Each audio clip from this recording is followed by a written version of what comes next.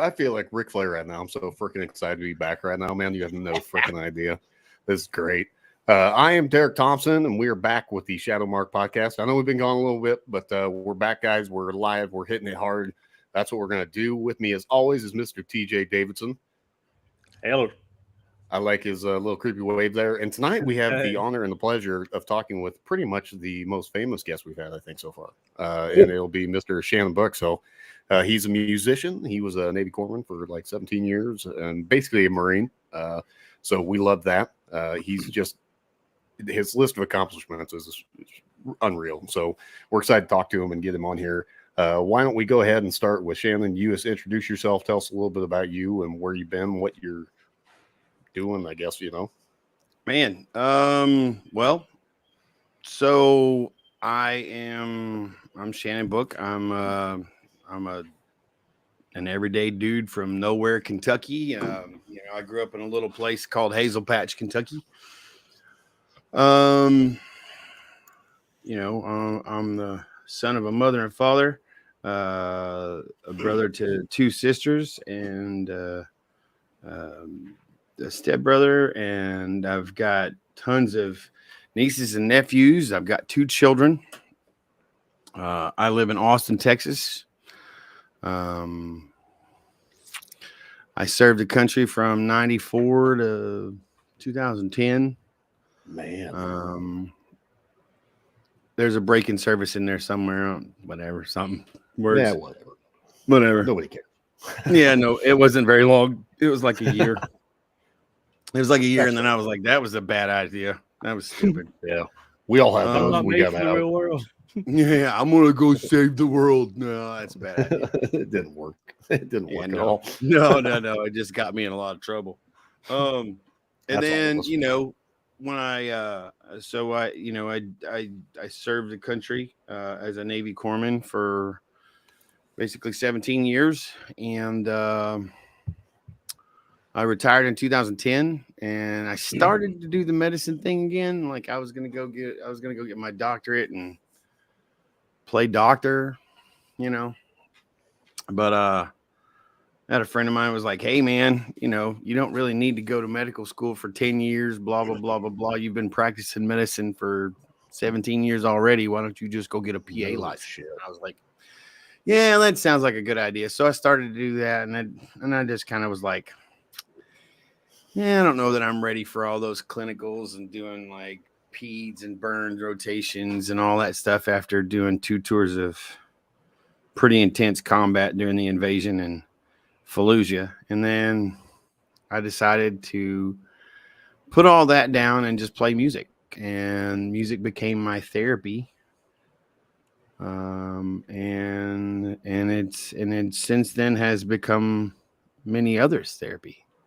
So I share my emotions and stuff that I'm going through my music and some of the things that happen in my world, and people tend to gravitate toward it, and it has helped many of people. I don't want to say, how do I say this without sounding like a bragger? Because nobody likes a bragger. No, brag up. Send it, man. Just go ahead. But I've had a lot of people come up to me and be like, "Hey, man, listen, that song that you just sang, whatever that song is, like that hit home, and it saved my." I can't tell you how many times I've heard "Not Alone" saved my life. Right, that's badass, man. And that in itself. Song, well, thanks, man. I appreciate it. I don't really, honestly, be honest with you, I don't feel like I wrote that song. Yeah. We had gotten back from a tour. I was in a band called Vetted. We're all combat wounded guys and a fireman, and we were out touring the country, touring all over around the world, playing for freaking Wounded Warrior facilities, and we did the Invictus Games in 2016. Cool. It was probably the biggest, most amazing pinnacle moment of my musical career. Right. Short of playing the Whiskey a Go-Go and whatever, but there was a lot of cool venues that we got to play. But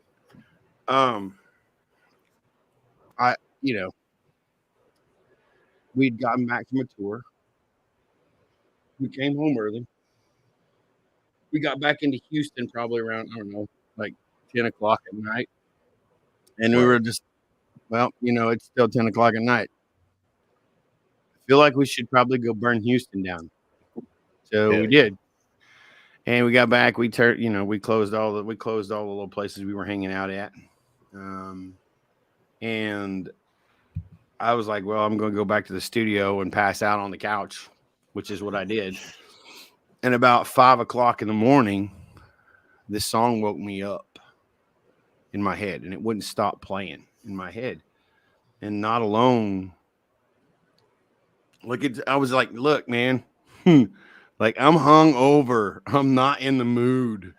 Leave me alone. Like I'm not, And at the end of the day, I feel like it was God waking me up going, hey, listen, this is what you're doing. This is what you're trying to do. And this is what you need to do for yourself. I need you to hear this, and I need you to write this down. So I mean, is my name on it? Absolutely. Do I have the copyright for it? Absolutely. Did I write it? I think God wrote it for me or wrote it about me. And I think you could say that about a lot of things, though, man. And the fact is, I mean, what you're doing with the ability that you have to connect through words with people is unreal.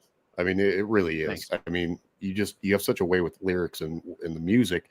I mean, I'm jealous. I love it, man. I think it's incredible. And there's something to be said about that. Well, listen, just so you know, I don't know how many of you have ever watched Derek's couple of videos while he's playing that Taylor back there on the wall, but you're not half bad yourself, my friend. Well, I'm trying not to be, but I'm not Shannon Book level, but I'm working on it. You know what I mean? Listen, ain't nothing special about me, brother. They ain't just one man doing the same thing. Room. I'm sitting in this room on $100 mic, sitting there trying to make things work, man. That's what I'm doing. Hey, look, I'm not trying to toot my own horn, but I am way more than half bad. Listen, I'm going to tell you right now, though, if you listen to they don't call TJ Mr. Fister for nothing. They don't. Yeah. He's basically the next Eminem, from what I've noticed. Oh yeah, we get him going. That's awesome. If you don't want to get burnt, back the fuck up. So spit me some of that fire there, Joe Wingo. Hey, not right now, okay? I gotta wait until I get all my legal shit worked out. Yeah. I don't need any of my best work getting stolen. Well, but like all joking aside, like, first of all, thank you guys for having me on here, and it always humbles me when people are like, "Hey, man, we'd love to have you on the podcast," and I'm like, "Hey, bro, like, ain't nothing special about me," and then my mom will she'll be watching the podcast. She'll be like, "Oh, that was so good to see you on the pod." I'm like, "Mom, thanks." Oh. Thanks. You know what I mean? That's usually me too, man. Like, I'm just like, yeah, thanks, man. I got fans. It's all right. No, your mom's usually yelling at you, but like, I can't believe you said that. Yeah, that's usually it. So I accidentally started a like 688 people group chat that you ended up in. So that was fantastic. I did. I was like, what the hell? I'm really not sure how that happened, to be honest. And then I was like, you know what? I bet he was on the toilet and he was like, bam, we're just going to add everybody in here. I don't know how I did it. I have no idea. I was sitting there and I just like, what the hell? It was like, do you want to start a group on Facebook? And I was like, damn, sure. It was like a page. It was like a page inside a page, right? And then I clicked OK, and it was just like, bring. And there's 688 people in the chat, and they're like, what the did I just get myself into? And I was like, I have no idea. And then I was like, sorry. And then so I opened it up, and there was a bunch of people talking, and they're like, I don't even know. Like there was some crazy conversational pieces in there, and I was like, hey, so a lot of memes. What's up, everybody? What are we talking about today? And like it was just like cascade, all kinds of shit. Yeah, so we started a Discord out of that. So it kind of worked out. We got some cool people in there. Trying to figure out how to use it is fun. But yeah, me and Discord, I'm like, oh yeah, Discord. What the fuck do I do with that? That was me too. But I kind of figured it out somewhat. Yeah.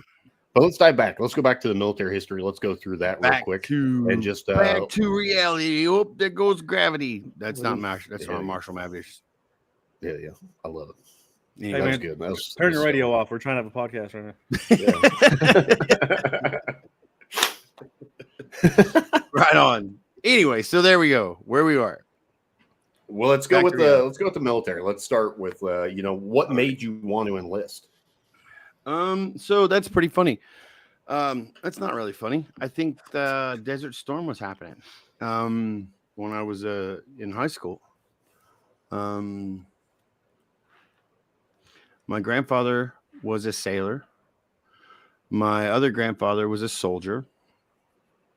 My aunt was a sailor. I wanted to be a Marine. I'm not gonna lie to you.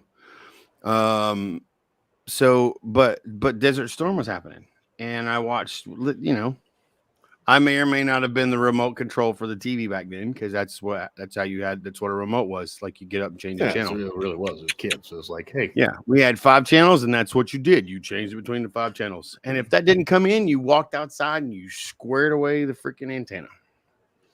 And once you got it working, you didn't move. Right. Stay right there until the show's over. But yeah. But I want to watch it too. It's on the VCR. Shut your mouth. Damn it, boy. Not until Days of Our Lives is over. We just made it funny. While you're bullshitting, you're not wrong. So,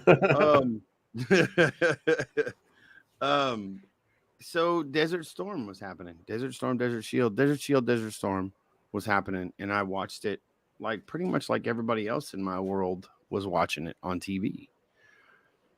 It's like one of the most broadly publicized and broadcast little situations on the planet, Right.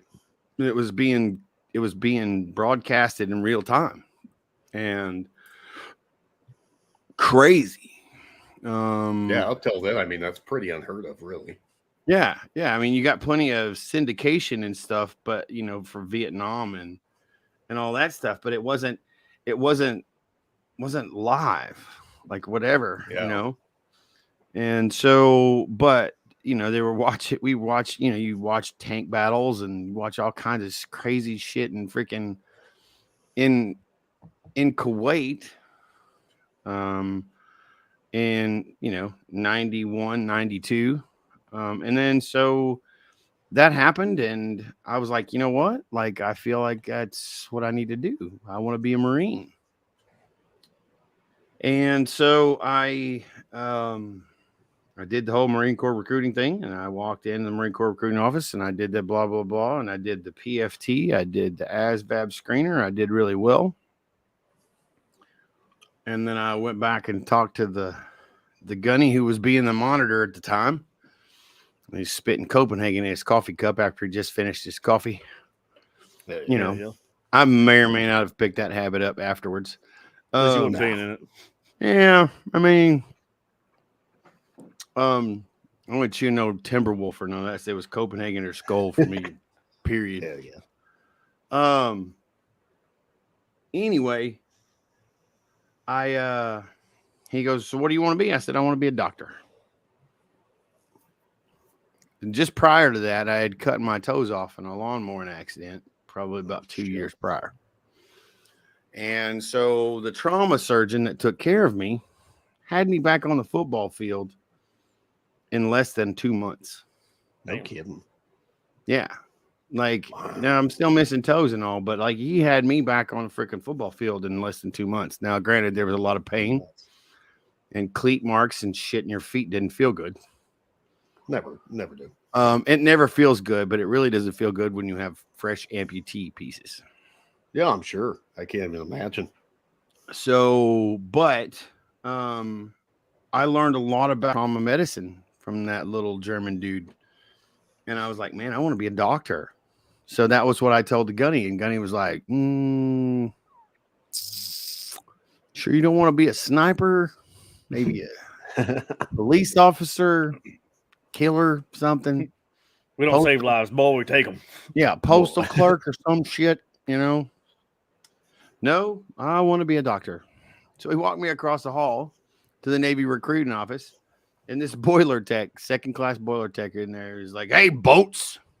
He's like, he just called him a bosun mate. He didn't give a shit. He goes, "Hey, boats." He goes, "This here kind young man wants to be a Fleet Marine Force corpsman. Make it happen." Boiler tech was like, "Okay, done." Yeah, done. You know, so Not they gonna put me argue in with the that. office. Yeah, absolutely. Like freaking the Marine Corps is giving me a freaking number. Screw that. I'm gonna make it happen. Yeah. So I mean, off we've I done went. enough for him anyway. Right. So off I went. In 1994, I went straight to boot camp in San Diego. That's NTC awesome. San Diego, RTC San Diego. Man, how That cool. was the beginning of my Navy career. And then your Navy career kind of develops, and you get through boot camp, and you go through your corpsman training and whatnot. Where do you end up? So my first year out of school, I was at Naval Medical Center, San Diego. So I stayed my first year. I worked in general surgery at San Diego Medical Center, which is called Balboa. Some people know it as Balboa. Some people call it Naval Medical Center of San Diego. Some people call it, San Diego Medical Center. So I worked there for about a year. Oh, nice. From there, I got orders to FMSS school, which is Fleet Marine Force Service School, which is where corpsmen learn how to go hang out with the jarheads and do jarhead. Which is a very needed class. Yes, you definitely need to learn how to keep them out of trouble. Hey, Doc, look, it's got teeth. I know. Put it down. It's got teeth, but it's cute. It's cute, Doc. I know, but it's got teeth. Put it down. Yeah, this is TJ, actually. Right. Now we got to kill it because it has your fingers in its belly. So hang on, wait a minute. So that they're supposed to teach you how to keep Marines out of trouble? That's the goal. That's the goal. I need to have. Well, actually, I probably need to have you have a talk with my buddy Doc Medley. Nope. Because it's not happening. That son of a bitch did the opposite of keep me out of trouble. so just so you know, so did I. I'm just gonna let you know. Apparently, he must have been sick that fucking day of class. I'm just gonna tell you right now. I'm pretty sure once we figure out what it's like to hang out with you, cuddly, cute motherfuckers, we just kind of lose our heads too, and we don't know what the hell. Like, the sky is green. No, it's purple. No, it's brown. No, it's not. It's gray. No, I'm pretty sure it's blue. You're fucked up. Like that's how the topic of conversation goes. The sky's just Marines like will the convince sky, anybody anything, man. Yeah. I mean, it's ridiculous. Who gives a shit about the sky? We got the ocean. Like that's what they care about. They don't really give a shit. Yeah. We get a blow shit but up. Anyway, that was so. I went from field med. I got orders. I got orders to 29 Palms. Yeah, beautiful boy. Place. Beautiful place. It's gorgeous. It is a beautiful place if you are a desert tortoise or a meth dealer or a cooker or an Afghani. Yeah, it's like Afghan light is what I called it. I was like, it's Afghan with light. Cell service, kind of. True. Yeah. It's kind of like it's like a White Claw, only not more white trash. Yep. It's a Bud Light seltzer. It's exotic, Oh. Not only are you going to become trans, but exotic. You're really going to be weird. Erotic. Erotica? Yeah. What?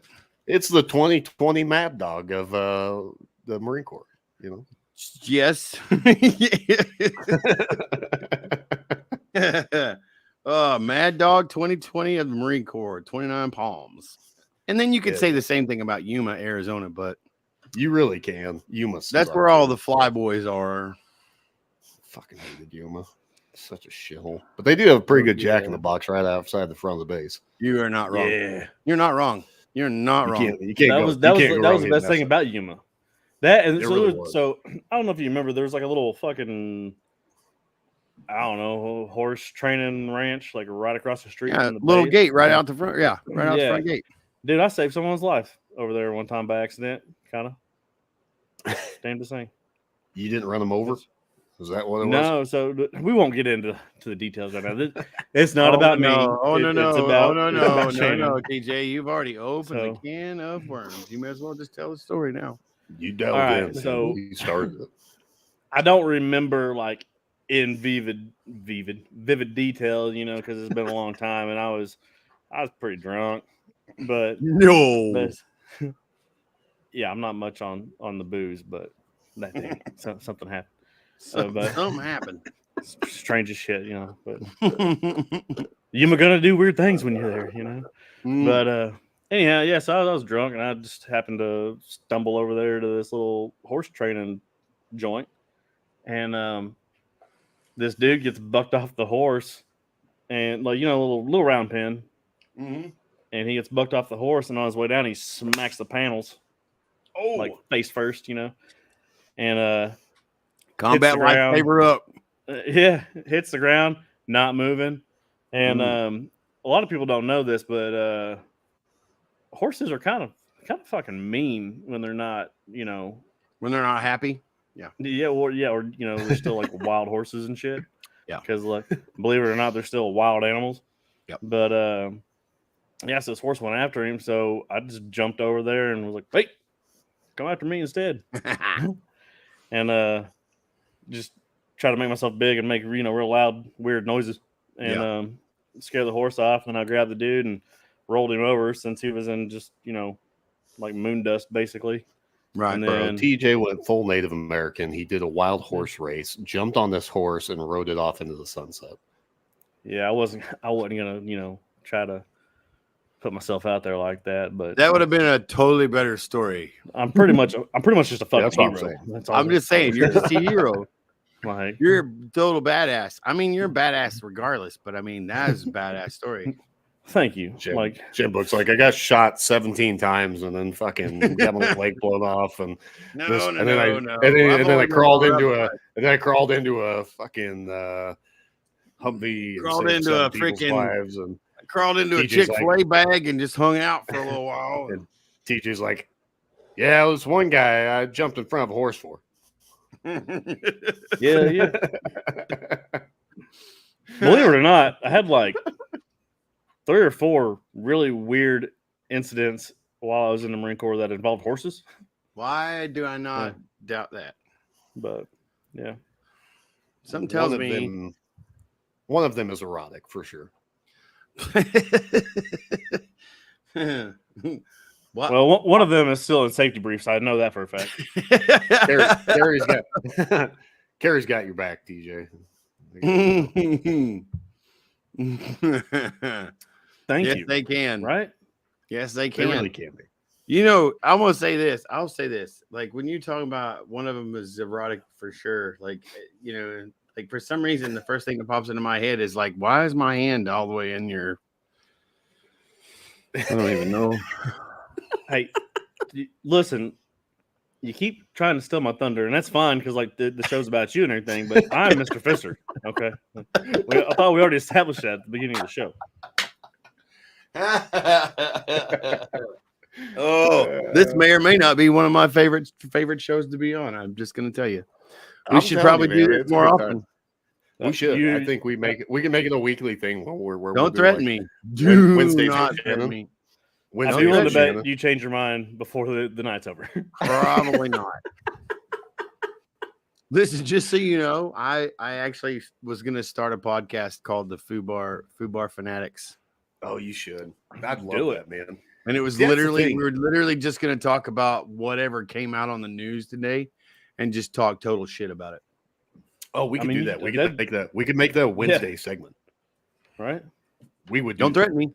Don't threaten me. I'm telling you, whack ass Wednesdays. Yeah, it's like we'll go with every day's a Saturday. He has wacky Wednesdays, and we'll just be fucked up Fridays or something. You know? I'm a fan. I'm a fan of that shit. Don't threaten me because you know we've kind of like we call it the Fubar Fanatics Fucked Up Friday. The hell yeah, I'm down for this. That sounds great. And we go over could the also news. do. it keep me involved in more in life, I think. Yeah, because I'm terrible because I don't really watch the news. Well, I don't really either, but I'd watch it just for that. I learned I would all watch it for that. my current events through memes. Oh yeah, of course. Yeah, if it's not in the Like meme, everybody else so on the planet. I like I'm to up to believe date that on the submarine. probably- That's what I know. I'm probably Ooh. more informed than most Americans.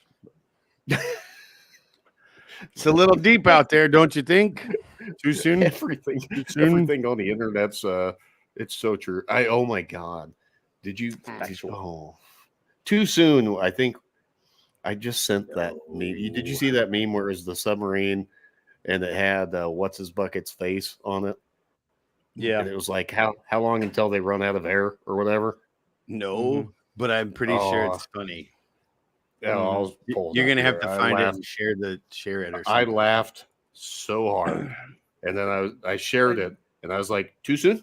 And they were like, "Nah, no, you're good, bro." very very That was controversial meme. I mean, is it really though? Because like, hey, just so you There know, you go. you're. Yeah. Oh it was- yes, It wasn't really Yeah, the that submarine one. part that was controversial. beautiful. Gee, I hope the lost submarine has enough oxygen. The submarine. I can't. So I think my personal favorite is the Subway little marquee sign where it says like $5 subs or whatever. But there says our subs don't implode. Our subs don't implode.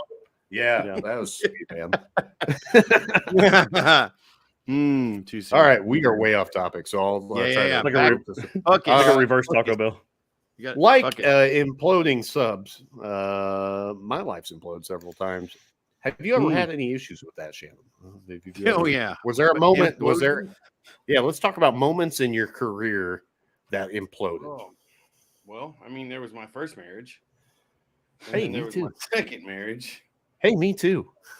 You know, my first marriage, like I'm pretty sure I married somebody who could give a shit less and just wanted the benefits of a sailor because she was married to a sailor prior to me. And then married a sailor after me. So pretty sure she was just kind of trolloping after cheap benefits. Anyway, I But digress. those bennies. Yeah, but those bennies, free medical care, free birth control. Hey boy, let me holler at you and get that track hair. Hey, let me get your tracker. I was at the Purple Church. I found my wife. What's wrong with that, Gunny? Look, that's the original Bay. But it Yeah. was like, but it was BAH. It was a BAH that they were going after. The BAH. Yeah. The Bay. We'll get that Bay. We'll get that Bay. I love you, babe. I can't. Yeah, so my first marriage, you know, I got married and you know, it's a typical fuck. Like the longer I don't really talk about it very often, but when I do talk about it, I'm like, damn, that was dumber than shit. Yeah, I do that too. Yeah, like man, and I really did love her. I loved her with every fiber of my being, and I just didn't understand how jacked up that was. Yeah, I get that, man. You know, but and she was older and she was very attractive. She was a very beautiful woman, very smart, very she was very manipulative, all kinds of cool shit. And I pretty much gave her my entire paycheck for my entire first 4 years. Like that's what I did. I mean, yeah, And then I had to get mine to my ex-wife. So, well, that's different. That's a court appeal. Like that's a court. That's a court thing. that was was my gonna master say, like, guns. That was my master guns. He said, Fifth "You don't time's get a charm, choice, right? bitch. Something like that. She gets all your Yeah, money." yeah, And I yeah. was like, Master Fuck, Gun says, bro. "Pay her, you pay her," and that's just what happens. True yeah, I was story. like, "Fuck, man." It's not payday, it's payday. Master Guns. So, but yeah, I should've so just kept paying her $350. you probably should. Yeah. So you know, like I say I should have. I don't think that I was capable of seeing what I see today. But you know, it was not a very healthy marriage.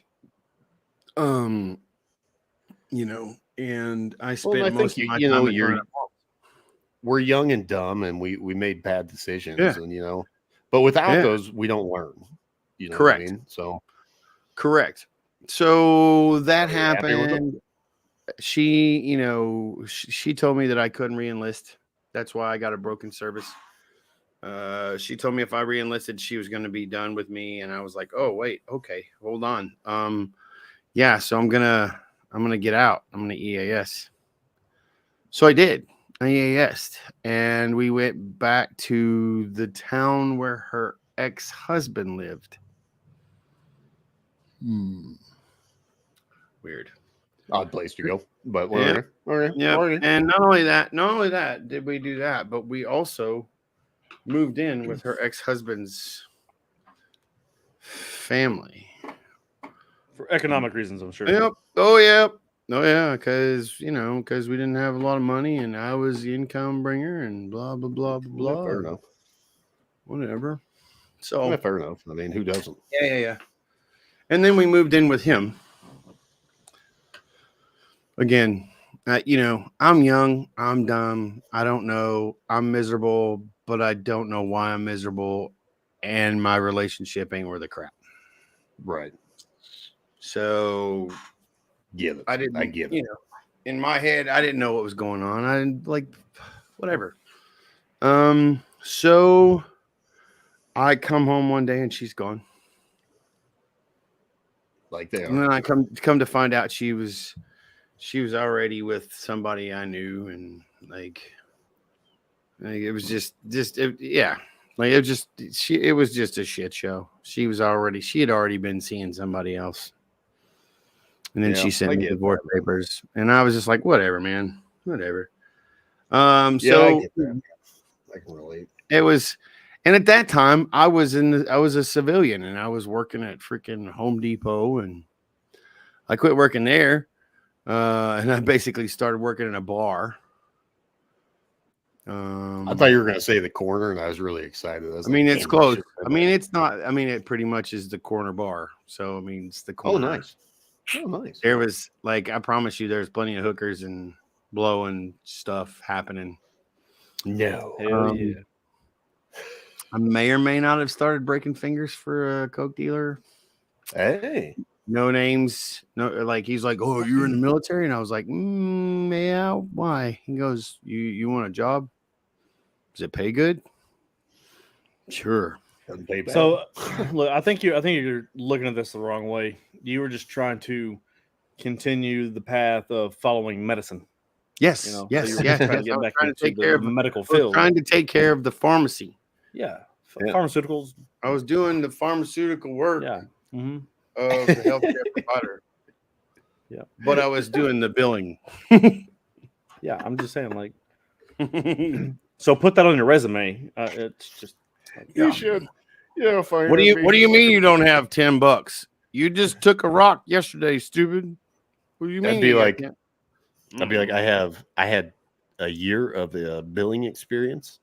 Yeah. And well, long story wonderful. short, I met my next wife at the same bar I may or may not have been bouncing, bartending, and doing cocaine in. Anyway. Hell yeah, dude. That's what I'm talking about. She was a much better girl. She was a much better girl, and we really did love each other, and a great deal. And she pulled me out of that world, and I went back into the military. Nice. Went back into the military, and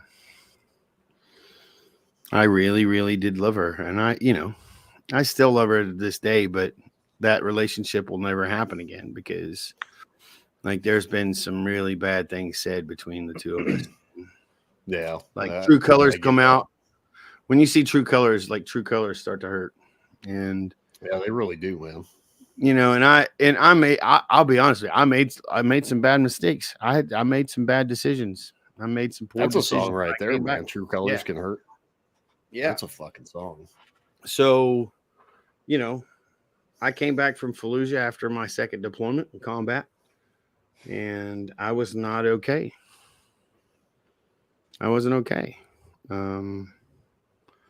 She was like, "I don't recognize you. I don't understand who you are." And I'm like, "Well, that makes two of us." Because Fallujah fucked me up pretty good. Yeah. Well, let's talk about that, man. Let's just let's dive into this. Let's go into the mental. This is where we actually try to like bring out the we're a mental health podcast kind of thing. Oh yeah. What's we forget about it most of the time, but if it comes up, you know, we're all about it. But no, what's like? I'm trying to think how to word this. Let's go through just like roughly what it was like for you, and then how coming back and transitioning. And then I'm going to guess music has become a very large healing portion of this. Absolutely. I have one question that I Sure. would like to know personally about that is, at what point did you realize that you weren't okay and that you weren't the same as you were before you, after you got back? It's funny. It's funny that you asked that because at first I didn't realize there was anything wrong at all. Yeah, I didn't like it was. I was just like, whatever, man. Let's just like I just got to go back to work. I got to get back to work. Whatever. Right. Because when I got back from Fallujah, like I came back. We all kind of got extended, and I came back probably a little earlier than everybody else because I was about to EAS. And I wanted to EAS this time and go to nursing school. I wanted to go to nursing school, and I wanted to become a CRNA, a certified registered nurse anesthetist, and just push drugs in an operating room all day, every day. Oh, yeah. You know, and make a shit ton of money and do absolutely nothing but put people to sleep. I got a cousin that pushes drugs a lot. He makes a lot of money. So, is it in bags or? Yeah. I'm a fan. So pharmaceuticals, it is what it is.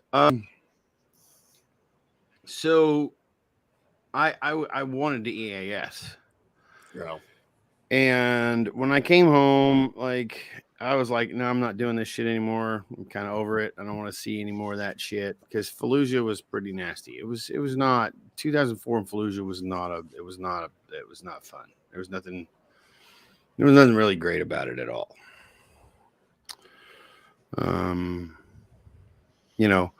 So like I crack jokes about, I got property over there, blah, blah, blah, yada, yada, yada. There's made some really good friends. It's all jokes and it's all garbage. But when I came home, I'd been home for probably, I don't even know, man. And this is me looking back because it like in the moment, I didn't realize what the flip was happening. But looking back, like I was sleeping with a K-bar unsheathed under my pillow. Like I'd wake up and I'd had nicks all over my knuckles and shit from having the K-bar in one or the other hand. And I slept with it under my pillow. Right.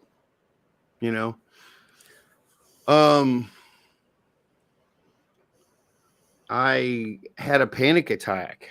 A song that I wrote with a friend of mine, Tiffany Conley, called I Need to Breathe, was written in front of a coffee shop in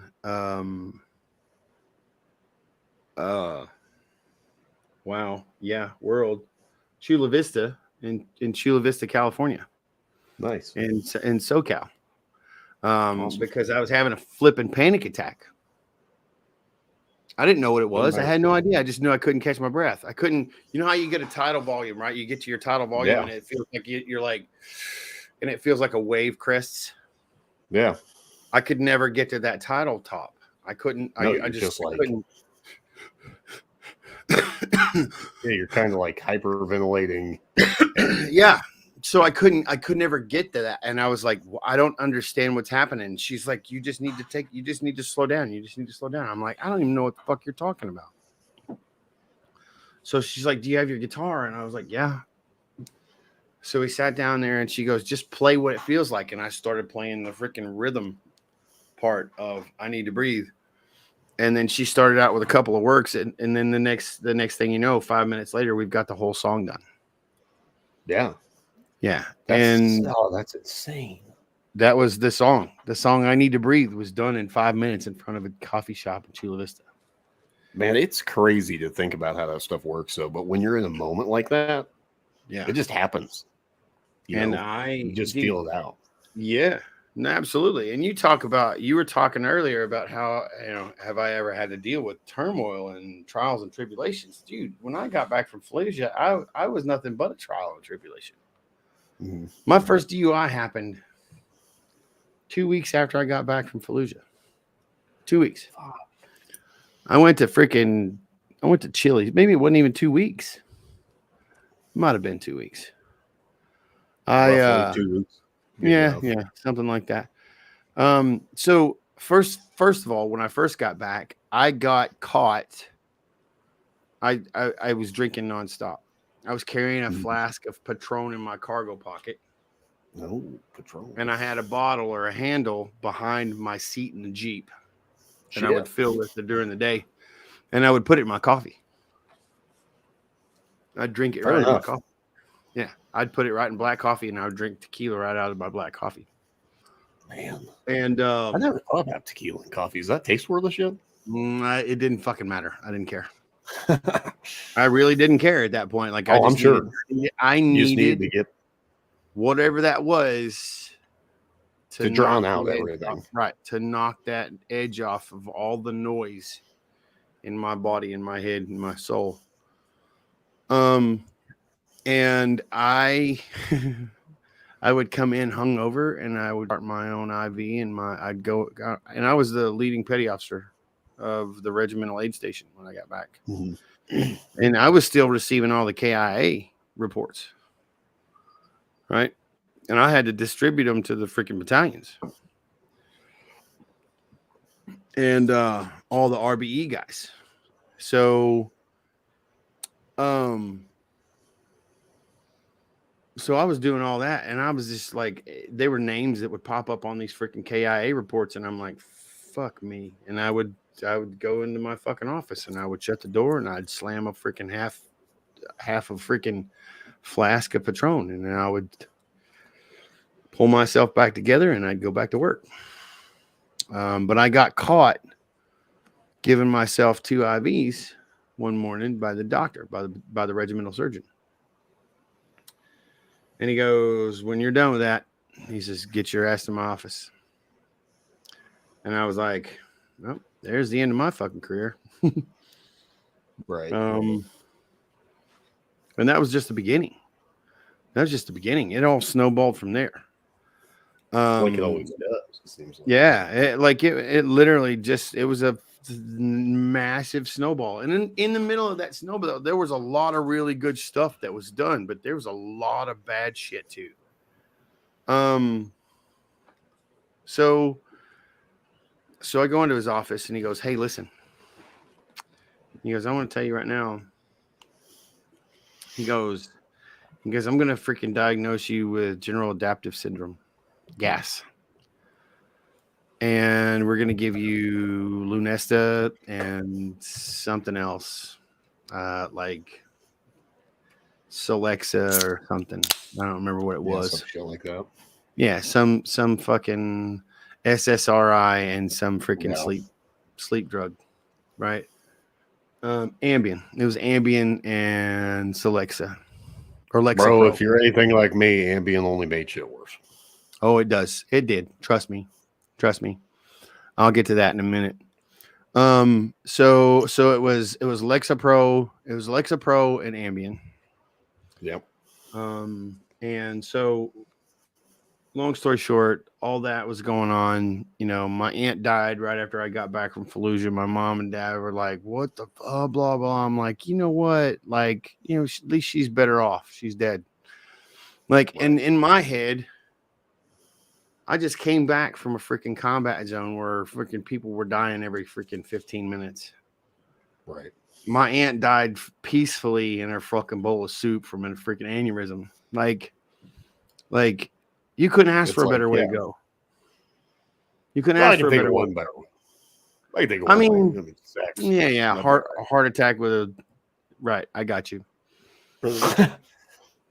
President. Hey, I think we're all thinking the same thing. Anyway. No serious moments here. No. So, but like in my head, like, you know, man, all I said was, man, that sucks.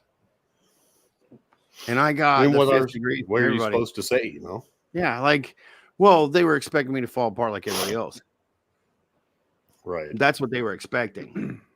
Well, They wanted me to be torn up because my aunt had passed away. Well, what they didn't understand is that I had just lost like maybe 10 people on my Yeah. own. Right.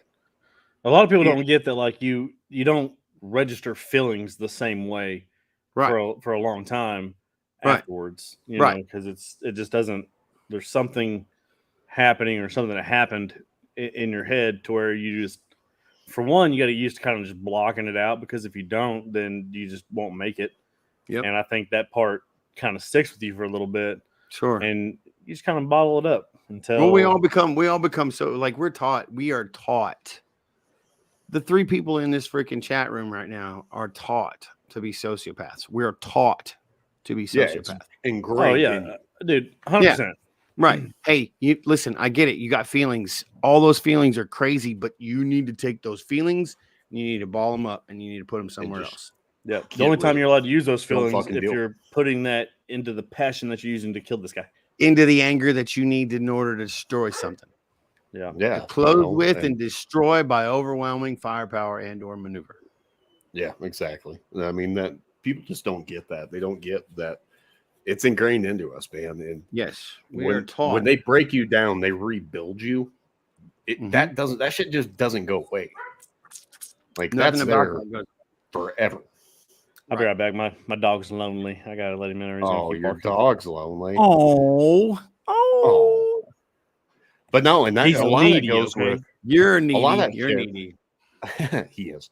A lot of that shit goes along with EMS and fire and police officers. They deal with it a lot too. All these. Listen, our nurses in the last 2 years, nurses, doctors, Numbers, all those guys.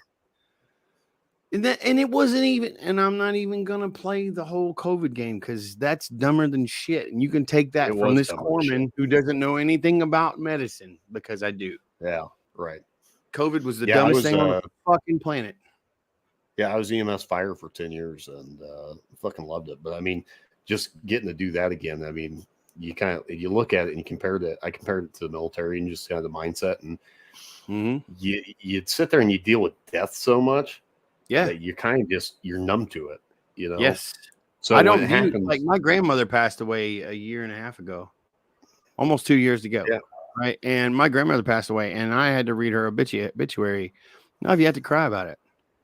Yeah, it's still like I still think about it. Yeah, and I get a little emotional, but I swallow it. You just do. You just suck it up. Yeah, like I don't allow that. I can't allow that to influence me. Yeah, there's no room for it. It's one of those, everyone will tell you, they'll be like, it's healthy to cry. It's healthy to do this. It's healthy to feel your emotions. And I agree wholeheartedly. I do. And that's why I promote my kids. You know, I'm like, it is. But I'll tell you, feel your emotions. Go ahead. I'm sorry. Sorry. No, you're fine. Yeah. I tell my kids, man, I'm like, just feel your emotions. And, you know, if you need to cry, cry. But like at the same time, think through it. You know, always think through it. Emotions are real, but they don't dictate everything. Is this worth crying about? Is it worth ruining my day about? Right. And I think that's the problem a lot of us have, is that it's like, for us, we're like, I can't have these emotions because I don't fucking have the time to let it affect me. Like, I just don't. That's what we were taught. You know, we were taught that we don't have time for those things. And that's not healthy. No, there's nothing healthy about it. Absolutely not. But I will tell you, it is healthy in the situation. Oh, yeah. It is. Yeah. Because, and people, and I'm going to say this, and this is probably going to piss a lot of people off. Too bad, so sad, not whatever. Like, deal with it. Learn how to cope with it. We need to stop blaming Uncle Sam. Right. Because the Army, the Marine Corps, the Navy, the Air Force, the Space Force, and the Coast Guard, It's not their responsibility to take care of us post service. No, They offer us food, shelter, training, and aid and all that shit whenever we need it while we're active. And when we're done, and I'm just as guilty of it because I was like, oh, they just fucking threw me away. That's why I've got freaking barcodes tattooed on my freaking forearms. That's my name and binary code on my saluting arm. And that's Nice. go fuck yourself on my non-saluting arm, you know, because I felt like a fucking number. But at the end of the day, I was another Exactly shield. That's what any of us are at any job we have. I was another shield on the firing line because that's what I'm supposed to be. Yeah. My job was one job. My job was to do what my MOS or my NEC required me to do to protect and serve the man on my left and my right and the Constitution under which I live. Period. I think the one of the biggest issues with that, like this whole conversation really about how they're not responsible to take care of us afterwards, is that nobody really knows and they don't really understand what they're getting themselves into whenever they sign. I'm not saying you're wrong. No. I'm just saying like I feel like that's a large reason. I think the biggest as part to of that why would, everybody feels like that they need to have something or that they should be taken care of afterwards is because you know, because it's you're not. I'm not gonna say you're lied to about it necessarily, but like for me anyways, like my only like what I thought about like the Marine Corps, I'm just saying like the movies. You know what I'm saying? Like, oh, it's gonna be badass. Like this shit's gonna happen. I'm gonna do this. I'm gonna do this, and then I'm gonna get out. And then once I get out, I'm just gonna be a badass. Blah blah. Which I mean, don't get me wrong, I am. But you know, so but no, what I'm getting at is like it's just like it's not at all what I thought it was, and how I thought it would go. And when things especially when like not so good things were going down, it was really weird, just because it was not, I guess, just the way I had it, like the picture painted in my head of what it would be. You know what I mean? Well, you know, and I say this all the time. There's no soundtrack. There's no romantic kiss moment. There's no freaking slow motion. None of that shit. It's all none of that. You guys didn't get a romantic kiss moment? Well, Derek, if you got one and it was with an Afghani woman, I'm gonna be pissed. It was not. Oh no, mine was with Derek and Stetson Hargrave. Yeah, but I was just about to say it was with TJ. So, oh, that's different. That's different. I mean, that happens. Stetson Hargrave will never forget that. I'm telling you, like I know that for a fact. No, I guarantee it. And you know, his old lady at the time, she won't ever either. She won't ever forget either. That's a fact. But my point is, my point is that there's nothing romantic about combat. No, there is no like fucking, you know, it's not, what's that freaking movie, Behind Enemy Lines? There is no Behind Enemy Lines moments. There's no like glorious uproar where everyone comes together. Yeah, where one guy like slides underneath the freaking jet seat and freaking grabs an AK-47 and kills the bad guy. No, that shit doesn't happen. Speak for yourself. While might I add, a hind is literally trying to chew him up on the fucking leg bed. Like, no, yeah, that doesn't happen. That doesn't happen. But to kind of go with what you were saying, great movie though. I think the obligation should fall more on setting us up for success on our way out. Oh, absolutely. But so I think the obligation afterwards, I agree with, you know, like, do I think they have a little bit of obligation health-wise? Yes. Yeah. But depending on the situation. Let me tell you, I agree with you, Derek. I agree with you, but I think that falls on the government because that's not the specific military, just the government. No, absolutely, absolutely. Like, I think that I'm with you there. Is definitely responsible for taking care of us because that's the promise. That's the promise. Exactly. Yeah. Exactly. You support and defended your Constitution, so you're going after we get out. Yeah. He got froze. He froze. Oh, wait. There he is. There you are. All right. I'm back. Hey. Yep. Hey, you're back. No, and after your you get out, freaking zero fucks your- I don't think the specific military branch that you were in owes you shit.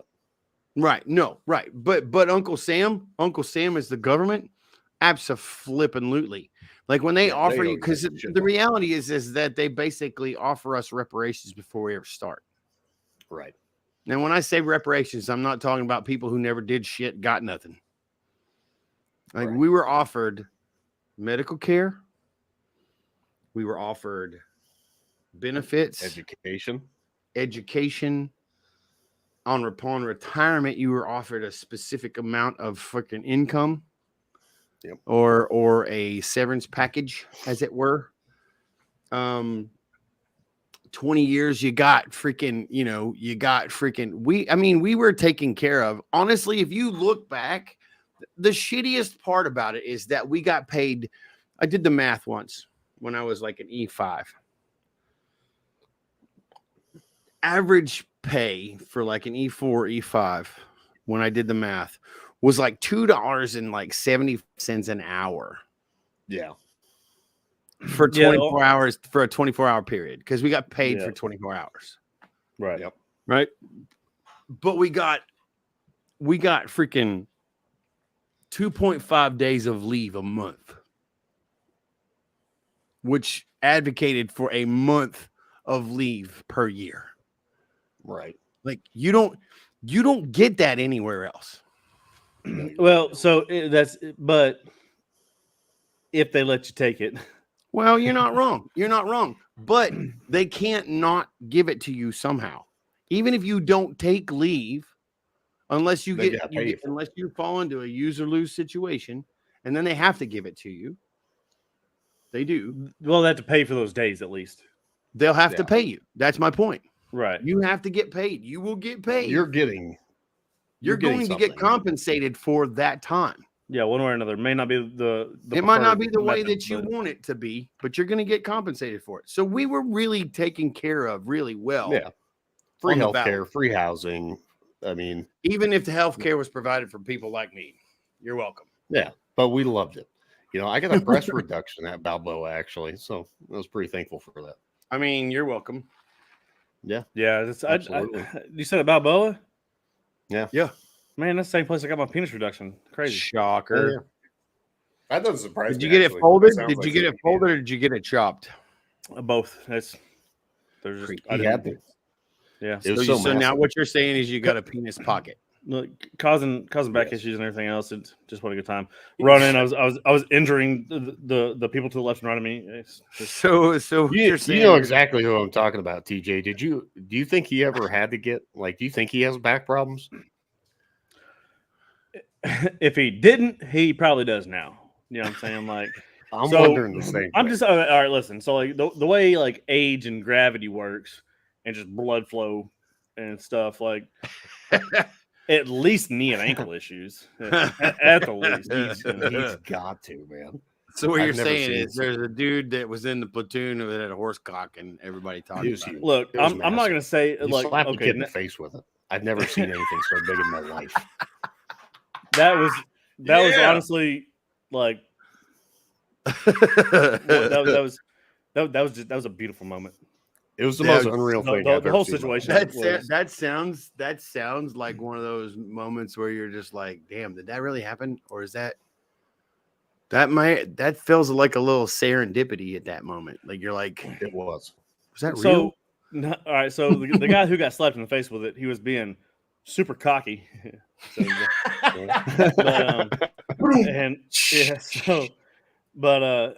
just wouldn't shut up and kept running his mouth about, like he's king ding-a-ling, blah blah blah, this, blah blah that, and the other gentleman that we're talking about doesn't say a word, just walks up and right up against the face with it, and like so you've heard like a mushroom stamp, right?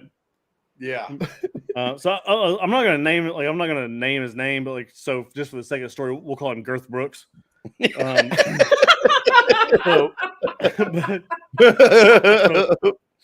Mr. Brooks just walks up and just smacks him around the face. So it wasn't a mushroom stamp, but it was like from the ear, like right behind the ear, like to the chin. So basically what you're saying is that he had a big penis Garth Brooks microphone. Yeah, I mean, Yeah, yeah. you, It's you like, remember in what's that freaking movie with Chris Farley when he gets hit in the face with a 2x4? Oh yeah, Tommy Boy. Tommy Boy. Tommy Boy. You remember Tommy Boy when Not he so gets much hit in the face here, with a but 2x4? right in here. Yeah. It looked like that. Is what it Yeah. looked Wow. like. So you both were there for this moment. Oh yeah, set in a tent. I don't even know what to say. But like I In Afghanistan. feel like somebody caught that on camera.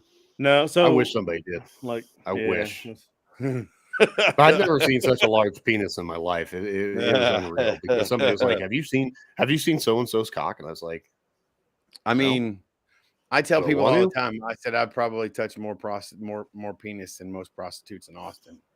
"That's fair. That's saying a lot." Hey How Doc, many- can you take a look at this? I already know I'm looking at a cock. how many of those were I on know. duty? What? Said how many of those were on duty? All of that's- them, weirdo. Oh, okay. I mean, maybe not all of them, but most of them for sure. Most of them was 3 a.m. when the guy's like, "I Yep. just slept Hey with a Doc, hooker, I don't bro." know why this fucking hurts, and I don't know what this yellow shit is. Oh, It's it's probably itching the so last bad. person you put it in. Yep. Oh, that's Probably funny. from the last So- person you put it in. So we're an hour. We've hit that. Let's actually talk about your music. Let's dive into the music career. What started that? I think you already kind of told us, but let's dive more. in So, depth into it. well, I'll tell you what started my music career was my grandfather when I was in 5th grade. I don't know what it was, but like in 5th grade, we had this opportunity for us to go join the elementary band. Mhm. And I was like, that's a really cool idea. I think I will. And so I did. That being said, I joined the elementary band and I started how to play saxophone. And my grandfather bought me the Boots Randolph's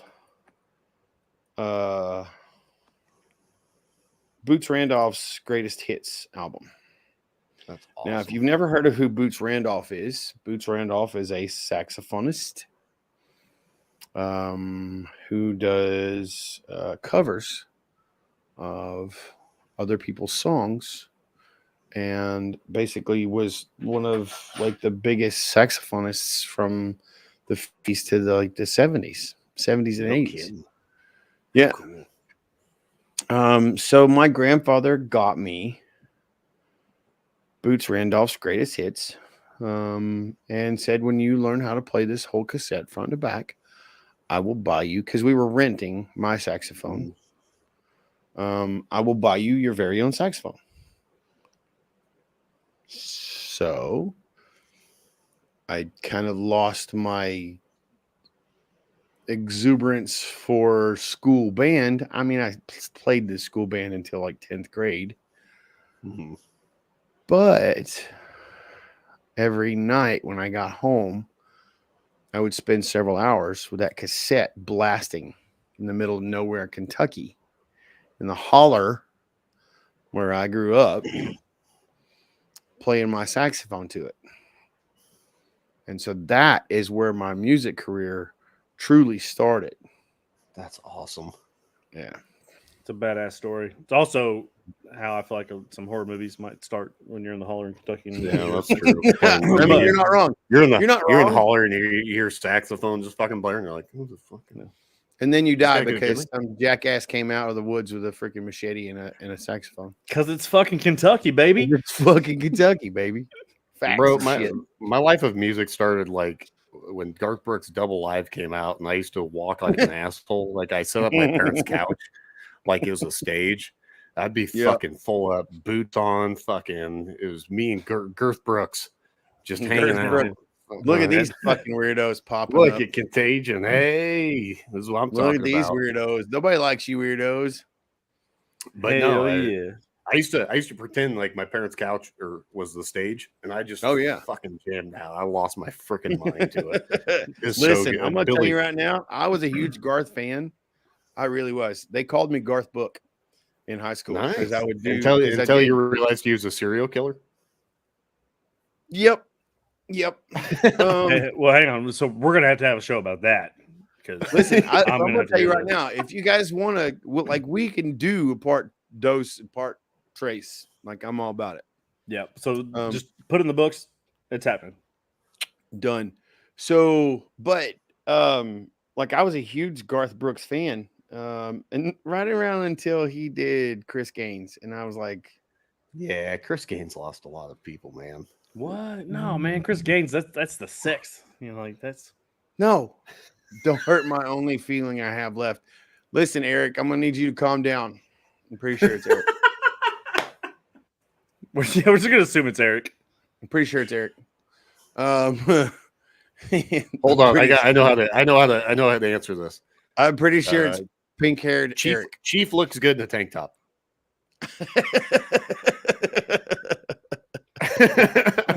Here it comes. Yeah, that's what I'm waiting for something here. We'll know. Yeah, waiting for an answer. Yeah, I mean, but those are just facts. Like no homo or anything, but like true story. No homo. Look, no homo. hey, listen, Facts. I'm as straight as they come. Ish. Well, it's Eric. Either way, there's but hell yeah, dude, right? Chief's the dude.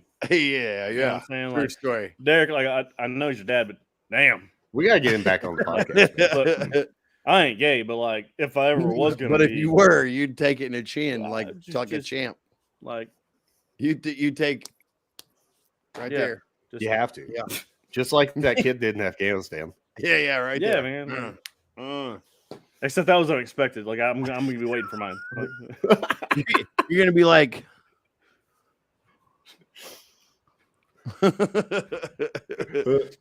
So no, but and then he wakes up. What the fuck are you doing in my room? Oh shit! What are you doing? What are you doing in here? I don't know.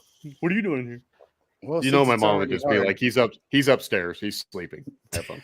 Well, since it's already hard, Can't let it go to waste. Skiing one-handed. You ever learn how to row canoe? I can't. Oh, this may or may not be one of the funniest episodes of podcasts I've ever been on. Besides, of course, with Eric, because nobody likes him, and I don't necessarily want to make him cry. Look, man. Just saw this.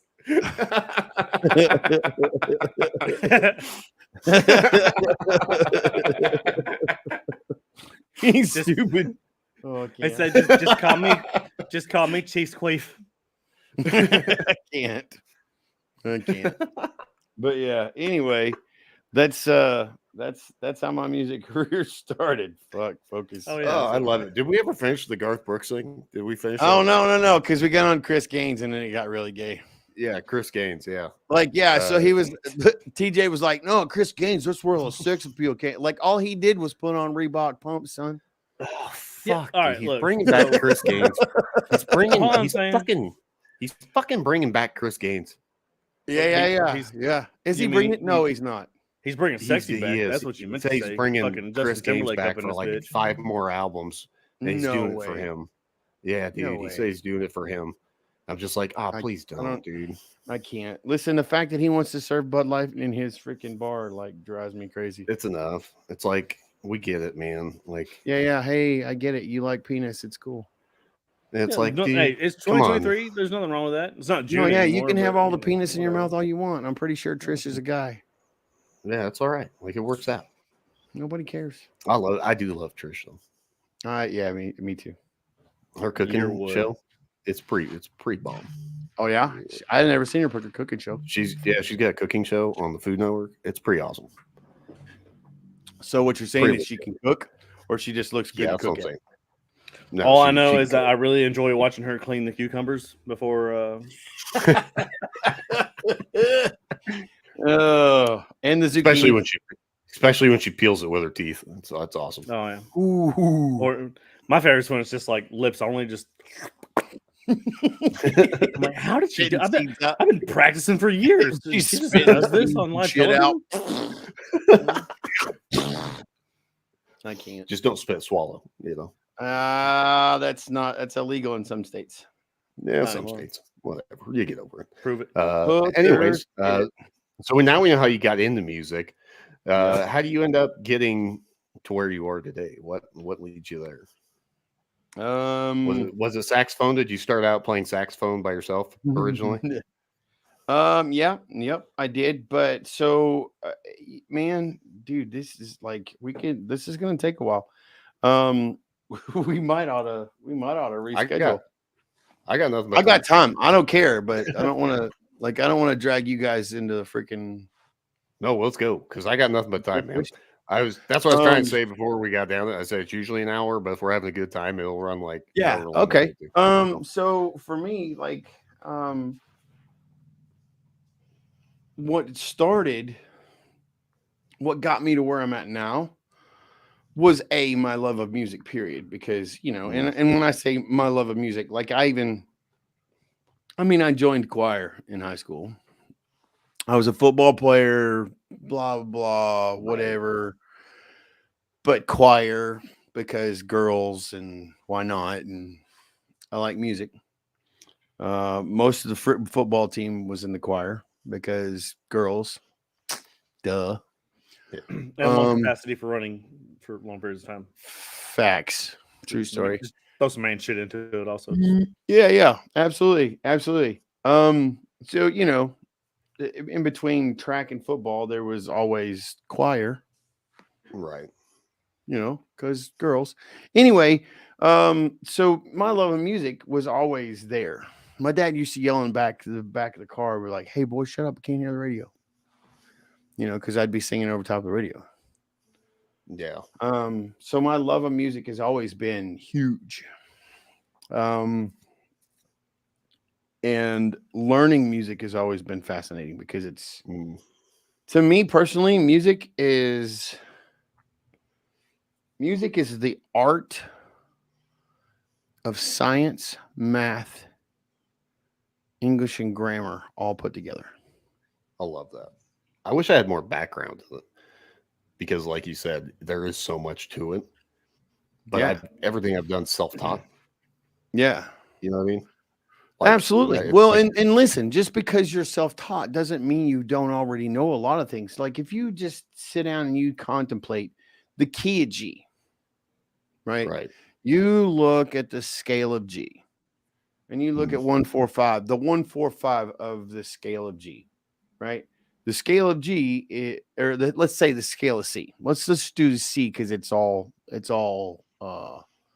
major chords. It's all major notes, right? So C, D, E, F, G, A, B, C, right? Yeah. So if you do the 1, 4, and a 5, right, which is a minor, or actually it's a major. 1 is C.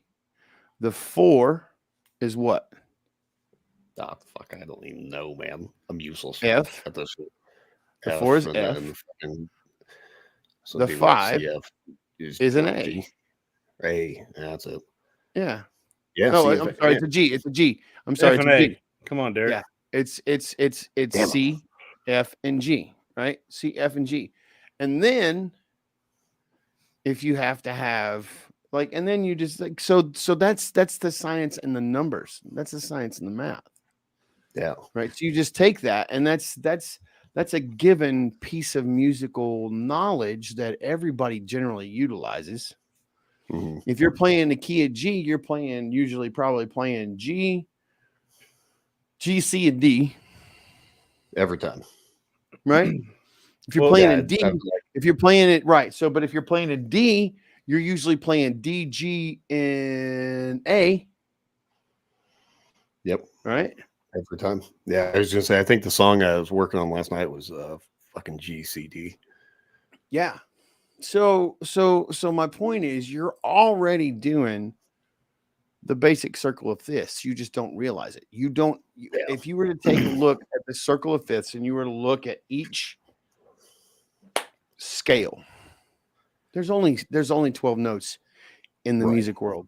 There's only 12 notes. Oh, for sure. So you can only do so much with 12 notes. I mean, you can do a lot. I mean, just ask Beethoven. He told you all about it. Yep. Amadeus, Mozart, Beethoven, Tchaikovsky, all those guys, they did a lot with a little. Amadeus Mozart couldn't hear shit. He did a lot because he knew math and music. So he couldn't hear anything, but he knew the math of it. Yeah, so if you just take the freaking scale of fifths and the scale of, or the circle of fifths and the circle of fourths, and you just read about it, and you break that down just a little bit at a time, you're going to self-learn everything that you think you don't know. And you're going to realize how much you already know. I'm not gonna lie to you. Like probably the last 6 minutes of this episode, I don't have a fucking clue what happened. You're completely spaced out. He's like, no, I didn't space out. I was just like, you might as well just been speaking Russian to me. I'd probably be all right like reading music if I could like fucking like read regular words too. Oh yeah, that would definitely help. Words are impressive. I'm pretty sure Derek typed that shit on your screen for you. Yeah, usually. I'm telling you. he does everything for me. You know what I mean? Like, don't eat my crayons; those are mine. Like, those so I'm like real moment right now. This is why we're not scripted because TJ can't read. Yeah, we were like, we should write a script, and TJ's like, guys, I can't. Can we not do that? Because then I'll be left out in the cold. How about you just say it while we're recording, and then I'll work off that. Yeah. This is called ad lib because I'm ad libbing. Yeah, but but that learning music over time, like it just became part of who I was. And then when I got to the point to where I came back and I was really messed up from Fallujah, like my music got really angry and really dark. Like I have a song called Darkness, and it starts out darkness seeps inside of me as I see your face again. Tortured freak that I'll be won't let me go until I'm dead. Have you ever thought about trying your hand in metal music? Oh yeah, absolutely. Just those lyrics. Just that's what I was thinking of. Right. Yes. Fuck. I got it. I do it. I just don't. It's not something that I do all the time. But yeah, I do play. I dabble with it all the time. Stuff like Breaking Benjamin, stuff like Five Finger Death Punch. Like there's a picture. You just gotta love the band. Yeah. There's a picture of me and my old band with Zoltan after we stole all his monster. I don't freaking think people realize how like a much emotion and feeling and pain and shit goes into metal music.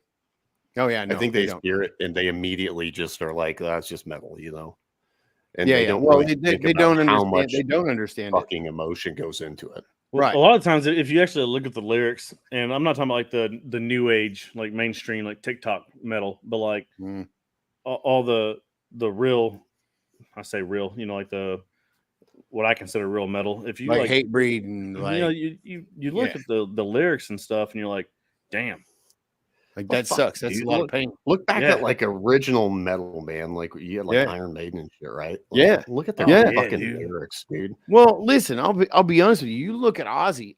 Most of Ozzy's metal then was about his drug addiction and the suffering and the pain he was dealing with.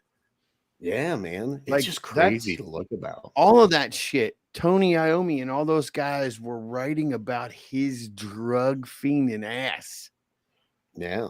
And that whole thing's crazy too, because Ozzy has like a metabolism fucking deal where like drugs don't do shit to him. Yeah. Which is why he was chasing drugs so heavy. It's because I think that's just called tolerance. No, he actually has a like genetic defect. Yeah. Where his body just like fucking metabolizes through drugs and alcohol. Like it's nothing. And it just doesn't do shit to him. But he did enough to where it would start affecting him, but like it took a lot. It took a lot. a metric fuck ton. And he was You also say a that huge one health more freak. time. Metric fuck ton. He was also a fucking health freak too. Right. And that's how he met. What was it? Zach Wilder was his guitarist at one point. Zach right? Wild, yeah. Yep. He Zach was buying. Wild He bought steroids off him. Right. And was like, here's the deal. I will let you play guitar for us if you give me steroids. Right. I can't remember what show it was. Like freaking, it's was like how worked out. Freaking cool is that? Randy Rhoads never did a drug or drank his entire life. Yeah. Randy Rhoads was the cleanest and most sober freaking music metal guy in the world. He just loved his drug was music. Period. Randy Rhoads was like he was an anomaly. He was see, I'm a firm believer that like music's either with you or it ain't. You know, right? Because like it's either part of you or it's not. Like, because I want to be like I love it, but it ain't with me. Right. Well, and but I will say this because, and I say this sometimes, and sometimes people take it way too far. I think that anybody can learn how to sing, and I think that anybody can learn how to play an instrument. Yeah, well, I mean, that thing. I've been working on kazoo for years. I still can't figure that out. I'm like that's all you. It's all mental. The didgeridoo. That's my jam, man. Is it? You're more of a didgeridoo, though. Yeah, no shit. You're a didgeridoo. I like that. I like it. I like to record my didgeridoo solos, and then I try to meditate. I try to meditate to that. Just because it's very relaxing. And indigenous. Also, what's happening inside of my head at all times.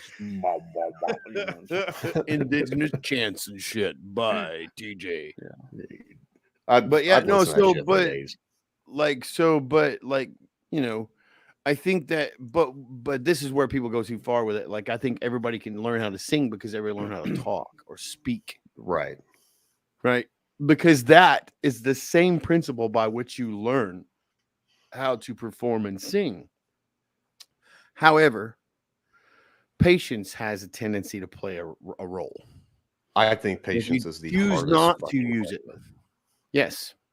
That thing hanging behind you on the wall is one of the things that taught me the most patience in my life. I think attention span has quite a bit to do with that also. Absolutely. You're not wrong. But look at that motorcycle behind you, TJ. How much tolerance and patience do you have to work on that motherfucker? Obviously none, because it's just still sitting in pieces. Yeah. But how long have you been working on it? I haven't. I'll be real honest with you. Like, so that's one thing I'm good at is like, talking people into doing dumb shit. Like, trade me a motorcycle for nothing. That's why I got a few of them. Why don't you start taking them apart and putting them back together and make them one run? You're right. Yeah. Because I'm a piece of shit, I'm not going to call you a piece of shit, except you're a piece of shit. But yeah, right. As long as we're on the same page. Yeah, but like, I think that's. I mean, it all depends on what you want. Obviously, if you got things you're doing things that you're happy with. That's all that really fucking matters. Right now, it's gonna sound kind of cliche or like, well, pretty much just like an excuse more than anything. But like the stage of life that I'm in, I don't have the time for it. And I'm saying that because I have a lot going on, working a couple of jobs. Sure. And, doing the podcast. Well, ain't nobody hates you for that. Nobody should hate you for that. I got a 6-year-old daughter. Yeah. Well, everybody hates me. It's just different reasons. But so I also got a 6-year-old daughter, a 3-year-old son, and a 7-month-old daughter. Right. So and that takes precedence, and it should take precedence. So whenever I'm home, instead of working on, trying to learn music or work on the motorcycles, I'm generally spending that time of doing, there's absolutely nothing wrong. Home things, nothing wrong with that. And stuff. So you can't, you can't be beating yourself up for that. I mean, I can, but you can't. Yeah. I'll beat shit. I'll not beat shit at you because you're the reason. I mean, he's your friend, and He's your friend and weird shit, and You you guys watch dick pics and shit with each other. Yeah, that's all right. We don't To watch go them, we with that- take them of each other. It's Yeah. totally different. To go with the patience thing, I think one of the hardest fucking parts about singing has been trying to find my own fucking voice. Okay. And what I mean by that is what do like you struggle with? trying to find the pitch, the tone that I like, that I go with, because like, you know, when you grow up, you spend a lot of time singing covers, right? Sure. And my problem was I always tried to sing like that person. And Sure. then when it became time for me to sit there and like sing like myself, I had no fucking clue how to do it. I was like, what do you sound like? What's your voice? And I'm going to tell you, I think you're nuking it. I felt really good these last like 4 songs I've wrote, man. Yeah. I've been having a lot of fun with it, and you know, getting to play with like different That's things it. lyrically. It's been so That's much it. fun. And that's really, when it comes That's down it. to it, I think that's what music's supposed to be. It is. You make You know, your music. I don't give a fuck. Listen, man, I'm going to say this, and people get all bent out of shape about this shit too. I can't tell you how many times I've walked off a stage and people are like, hey, man, you played that Man in a Box, blah, blah, blah, and you missed that one chord.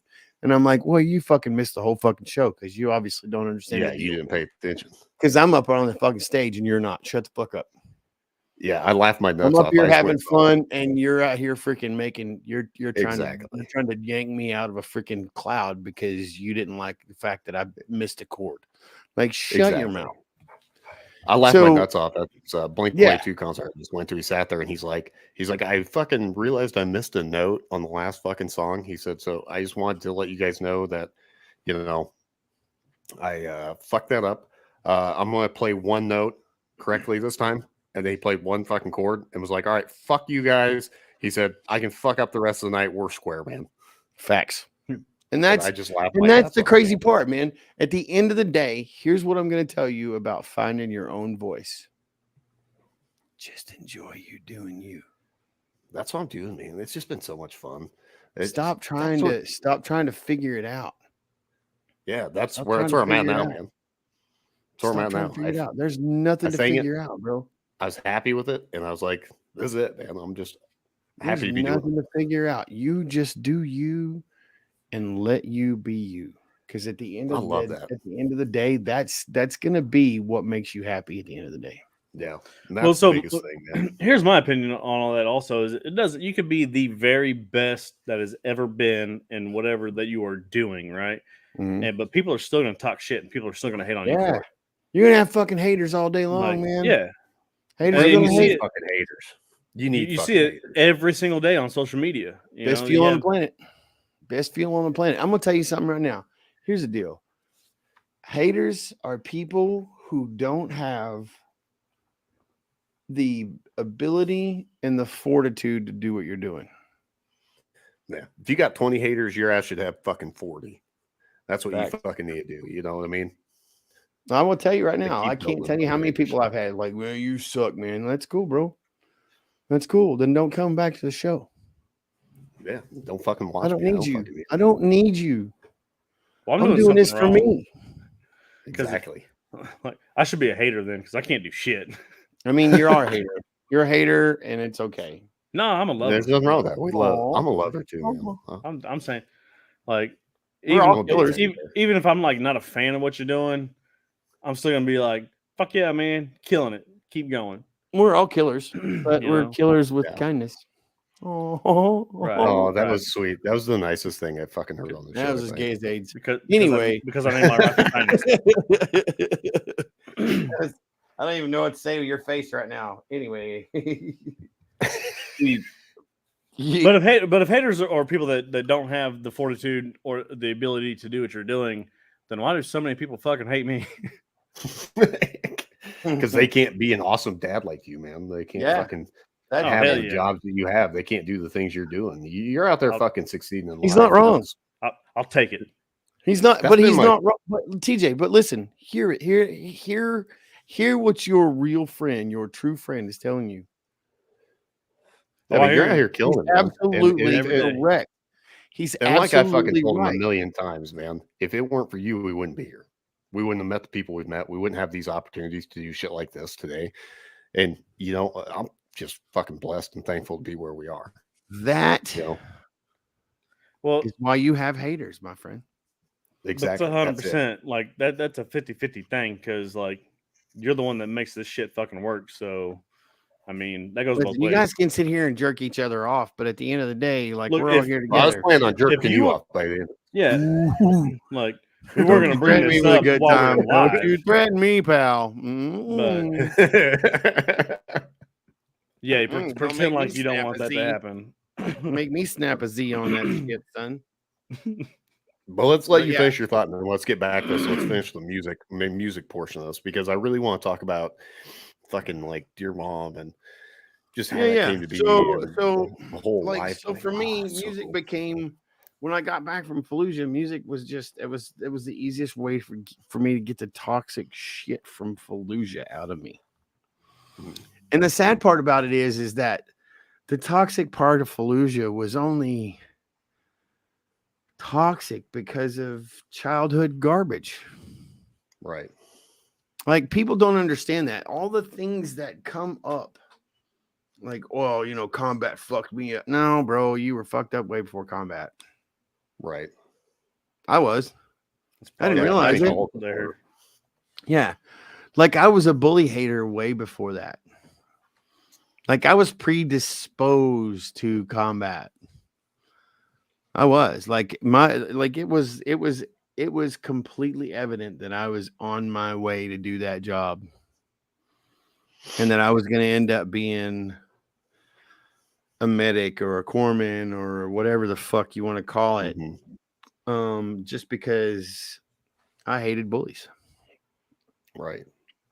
I hated bullies, and I didn't like growing up the way I did. I was like when I grew up like, there's a movie. And it's just a true story. Patch Adams. I really truly wanted to be Patch Adams. Don't blame you. Because what a great fucking movie. Right. Well, what a great story. Like, that dude was a miserable kid growing up. And all he wanted to do was give that to every child. He wanted to give every child a blessed and positive world. And which is what we need more of. Yeah. Yeah. Right. And so that's what he did. That's what he did with his entire existence. And at the end of the day, that's what I wanted. But, I'm a podunk kid from nowhere, and we didn't have a shit ton of money to go to college. I had a couple of half rides here and a couple full rides at freaking,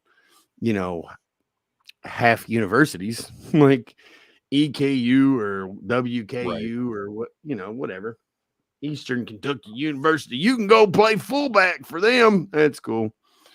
I didn't know. Like, I'd already done the freaking delayed entry program. I thought I'd already signed my contract. I didn't know. But long story short, like, I came back from Fallujah and I was messed up. I was beyond messed up. And hey, hold the fuck up. Yeah. Hold the fuck up. Was that fucking song They Call Me Doctorate about you? Have you fucking ever listened to that shit? No, I have. It's not about me. So it's literally about an Army medic, and the Army medic helped. So the song was done. Well, Walker McGuire were the first guys that actually recorded it. Yeah. And Creative Vets, the CEO is a Marine, and he created this nonprofit that helped people create music through their trauma.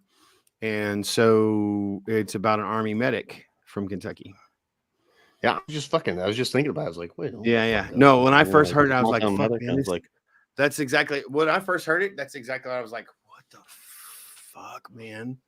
Like, that's like, and you want to talk about hitting home? Because I'm going to tell you right now, I can't begin to tell you how many people send me that song. It's so funny. Memorial Day and Veterans Day, I get that song more than anybody. Like, I get it a lot. That shit's crazy because Walker McGuire really, they're not like big, especially then. No, that shit right. came out. And then Aaron Lewis redid it. Aaron Lewis Yep. and Vince Gill and That's the one. Yeah, great song. It's an amazing song. Fucking fantastic. But it does. It literally feels like it's about me. Yeah, I was just sitting there thinking about it. I was like, me. You're talking about Kentucky, and I was like, wait a fucking minute. I know a song about this. They call me Doc. I ain't got no degree. When it hits the fan, they're calling for me. From bluegrass, Kentucky, red blood on my hands. Nobody calls me hero except for my friends. You should cover that shit. That'd be fucking good. I do sometimes. I would watch hopefully, I've got somebody trying to get me to open for Aaron this year.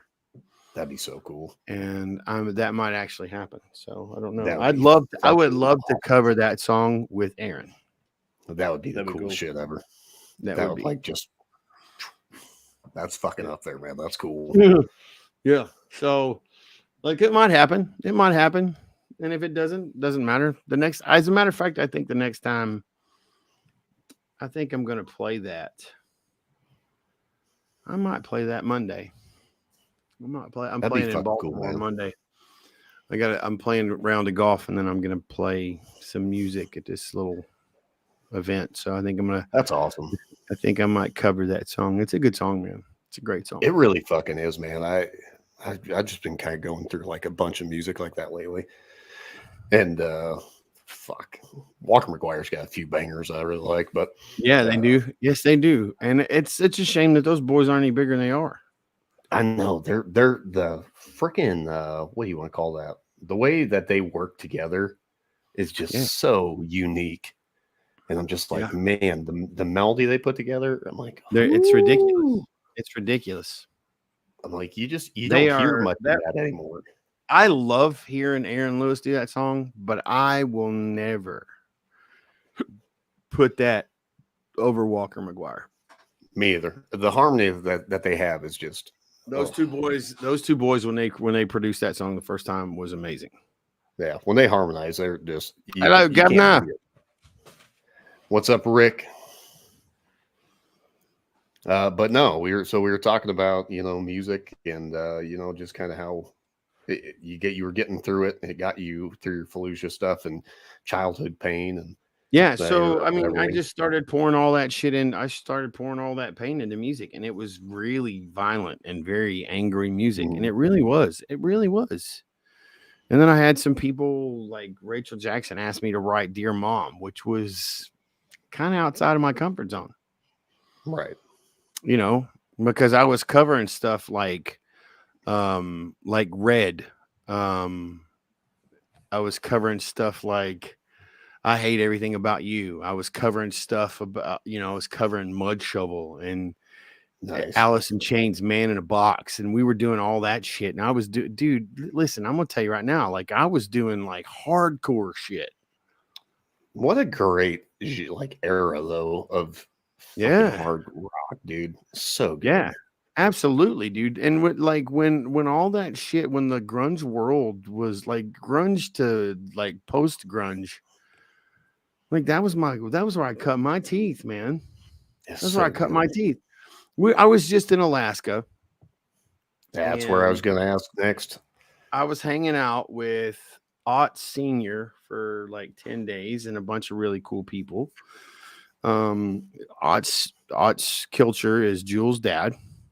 Otts Lee Kilcher is Jules' brother. Everybody knows who Jewel is. Not everybody knows who the other two people are, but they really should, because those two men are some really good dudes. Catchkin Kilcher is, Catchkin is Otts' sister, and she was a Marine Corps colonel.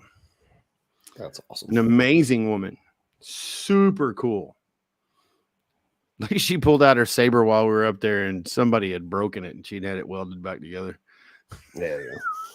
You gotta do something, man. Like you can't make shit like that up, No, you can't. The fucking saber's broken. So I'm gonna have that shit welded back, put it back in the sheet. Fuck you guys. Fuck you guys. I don't need this shit. Yeah, like you ain't fucking up my saber. That's my saber. That whole Oh, conversation shit. doesn't make sense in the real world either. Like, Yeah, right. No. but so we're up there and and I was talking to Otts Lee, and great dude, man. And you want to talk about a talented family? The whole damn family is talented. Catchkin's talented. Otts is talented. Otts Lee is talented. Freaking Sunshine is like Sunshine. She's such a sweet little lady. And that's her name. That's her name, Sunshine. You gotta be sweet when your name's Sunshine. You really don't get a choice. I mean, she's a little touched, but she's sweet.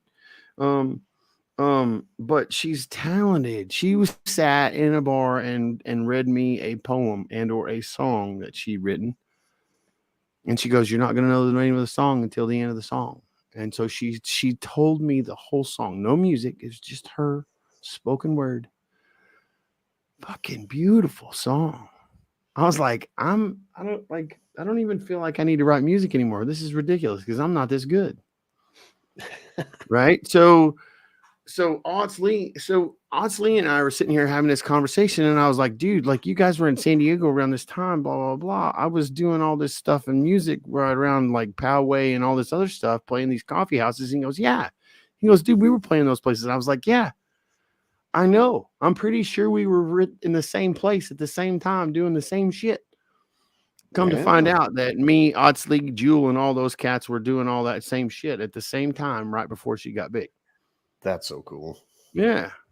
Like, man, cool. and I'll tell you right now, it's a shame that Otts Lee is not where he needs to be. Yeah, that's kind of how I feel about one of my buddies here. He had like a deal with like what the fuck was that? MCA Records or some shit. And they got too high and didn't show up for his meeting. And they're like, "We don't want you. Get the fuck out of here. If you can't show up to a meeting on time, you're gone." No, yeah. I mean, that's you don't like you if you're looking at the music executive area, you can't be a shitbag. Like when I was with Vetted, we probably were looking at a big management deal, and I just realized that we weren't necessarily doing what we were practicing. We weren't practicing what we were preaching. Because I just, I had a moment where I may or may not have kind of fallen apart. And we're entitled to that, though, man. We're entitled. I was probably gonna kill myself. Yeah, I should have been at the high. This should have been. This is like right after. This is right after the Invictus games, and this should have been the height of my career. And I was miserable. I was in a toxic band. I was in a toxic relationship. I was toxic myself, and I was just like, I can't do this anymore. Right. I can't. So how do you bring yourself out of that, or how did you bring yourself out of that? That's a good question, and that's a long answer because I mean it's taken me probably 7 years to get to where I'm at today from that. I believe it. Like at that moment, I was on a 3-day bender, and I clicked a 9mm pistol to my forehead right here to make a big freaking. There was a silver dollar bruise on my forehead from clicking an M&P shield on my forehead. And I didn't have one pistol. I had two. I had my 45 in my other hand. In this hand, I had a M&P shield clicking it against my forehead. And I started making phone calls because that's what I practiced and that's what I preached. Yeah. And I called everybody that I could. I called everybody that I could. And I was like, I still feel like I don't deserve to be here anymore. I feel like I am in a place where people don't really care. And I made the phone call that I tell everybody to make. Call the suicide hotline. And I told myself, I said, you know what? I said, if I'm going out, I may as well at least do what I tell people. And so I called, and I couldn't tell you what that little girl's name was. I couldn't tell you what her name was, but I'll never forget her voice. I'll never forget her voice. She saved my life that day. Yeah, I get that, man. She saved my life that day. She saved my life that day, and that was the beginning of what my healing journey started as. That was the very beginning. Yeah. I mean, there was a lot of those moments prior to that. Mm-hmm. But that was probably my lowest moment where I was like, I am about to, I can't fucking do this anymore. Yeah, I'm I get done. that, man. Yeah, I called my dad, and then I Yeah. ended up in behavioral health for fucking however long. But it was probably the best fucking thing that happened to me in my life. I Yeah. can still remember Like, I all my spent a weekend fucking debating. nurses. No, yeah, absolutely. I spent a week in DeBakey Medical Center right here in Houston. Hmm. They're like, And yeah, you ain't going nowhere, pal. Okay. You're like, yeah, Why all do you have right. cocaine in your blood? Because I did cocaine. Why? Well, what do you mean? What do you mean? Yeah. Why do you mean? Why do I have cocaine? That's a Because it stupid was easy question. to get. Yeah. Because Why don't you have cocaine in your Yeah, blood? because cocaine. Why? Fuck. Stupid. Oh, well, Like, shit. don't ask dumb questions, man. Because it's cocaine. Stupid. It's not my fault you're a fucking square. Yeah. Like, Get out of here. whatever, pal. Oh, that It was shit's cheap and funny. easy. Fuck off. Because it made me feel better, for 10 Yeah. months. I mean, it did until it didn't. Yeah, it was I don't great. like cocaine. I just like the way it smells. Mm. Man, there ain't nothing like how it smells. That's for sure. Facts. Hey, if you we're fucking stupid. just don't pay attention if you guys see me over here sliding a Biden, you know what I'm saying? Sliding and Biden. Yeah, well, Hunter Biden, but whatever. Oh, I'm pretty sure the whole family partakes in it. Yeah, that's pretty reasonable. That's the only way thing. they can keep dad on the freaking podium. But I got this here. Let's talk Dear Mom, and then we will slide on out of here because we're fucking. I can't believe we're coming up on 2 hours. But we'll have to come back on, man, because dude, I could fucking sit here. No, I could sit here and talk to you a fucking million times, and I think we could I appreciate it. That means the world to me because I just want to help people, man. That's all I really want to do. Look, I'm not saying that. Sure. I'm not saying like that your music's not great or anything, but there's something about your voice that just gets you in there, and that's why we're here right now, going on so long in this podcast. You got that voice, man. You got that. Yeah, I want to. Do you like how that sounds, little boy? Do you like how that sounds, little boy? Yeah. Maybe we leave the little boy part out, but I like the rest of what you're saying. You like how that sounds, man? Yeah. Hell yeah. Hell yeah. Got some popsicles down the cellar. Got some popsicles down in the cellar if you want. Get your fat ass back over here. Put your hands in my pockets and I'll help you walk down the stairs. Sugar and Mr. Strong must stay on paper, boy. Just wait until you deliver the good news. Oh yeah, anyway, so back to the music, like Derek was saying. Back to Dear Mom. The fuck? We'll get there. Shit got weird. What can we say? Welcome Always to the does. show. So, Dear That Mom. showbiz, baby. I can't with you. So, what do you want to know about Dear Mom? How was the writing? You said that you had a friend that asked you to write it. So how did you get in that mindset? So I'll tell you, like, it was not easy. Like, I didn't like, what do you say to a mother who lost her child in combat? Right. What do you say to a mother who lost her child, period? I have no fucking idea. And so, like, she's like, can you write a song for Gold Star Moms? I'm like, sure, I'll fucking try. Yeah, it was one of those you answered before you could fucking think about it. Yeah. You're like, oh yeah, fine, sure. Like, I might have been in a drunken stupor. There might have been a bottle of Jameson at end at that point. You're like, love to, I'm gonna nail it, and then you fucking got fuck yeah. What? Just for the record, I've never made a bad decision while hammered drunk. You know? all of my bad decisions were then. So I make those sober as a judge. I don't need alcohol. I do too. In my defense, alcohol really has nothing to do with it. I'm just shitty at making decisions. Promise. So anyway, like, so Rachel's like, can you write this song for Gold Star Moms? We got this an event, and it like, I had 8 months. She's like, your timeline's 8 months, and I'm like, I'll give it a whirl. And so getting into the mindset, I didn't know what the fuck to do to get into that mindset. Like, so I was already dealing with a separation, legal separation and divorce process. I was going to visit some girl I was dating at the time. and I just cleaned out my Jeep, and I had taken all the carpet out from under it, and I had hosed out the tub and pulled the plugs and did all that shit, and I, basically just literally, and I painted, I put that freaking whatever that shit is that you, what the hell is that? Vaseline. Nope. Flex Seal. Sure. Sounds great. That shit that you put on the freaking bed liner stuff, all that shit. Oh, yeah. Okay. So I put bed liner all down on the inside of the tub of the Jeep. And so like I literally had taken everything out of my fucking Jeep except for the seats. Well, I took the seats out, did all that, and then put the seats back.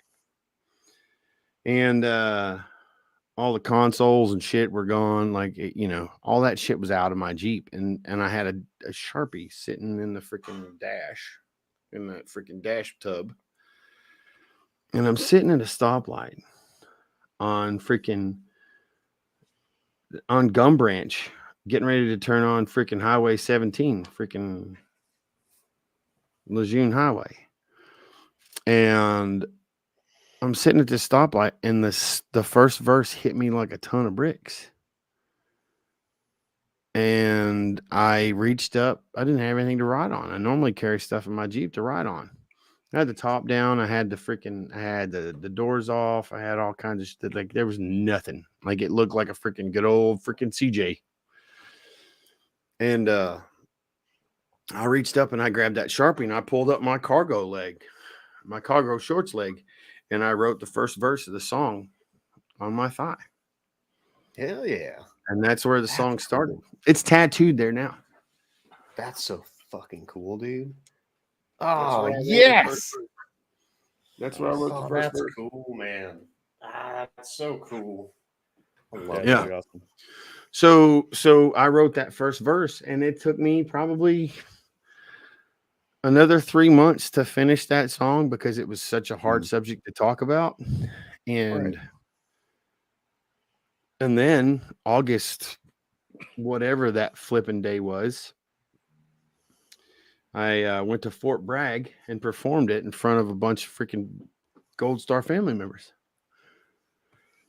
There's a video somewhere of me doing that, and you can hear in the second verse, like I start to sing and I'm choking, and it's because I'm fighting back tears, because I can hear I've got 13 family members lined up beside me. They're all Gold Star family members. They're beside me and behind me, and I can hear them sobbing while I'm singing this song. And this is the first time the song was ever played live. And I'm trying to get through this song while they're crying. How powerful of a moment can you ask for? Dude. Yeah. So when I finally got done and I made it through this song, they circled around me and hugged me, and we were all basically in tears. Well, I'm impressed that you could actually perform it in it was not easy. I'll tell you right now, TJ, it was probably the hardest performance I ever did in my life. Oh yeah, I'm sure. Like, no joke. I'm way too much of a bitch to be able to do that. Like I never thought I'd be able to do it. I was a sobbing mess. When it was over, like all I did was cry. And sometimes we need that, man. Yeah, absolutely. Absolutely. And then, long story short, this over time, Dear Mom was originally written for Gold Star moms, but over time it's been sung for so many people. And it carries a lot of power. And I thank you for that. And to be honest with you, it's not just for Gold Star mothers anymore. It's for anybody who's ever lost someone. Well, that's the beauty. Sorry. No, go ahead, TJ.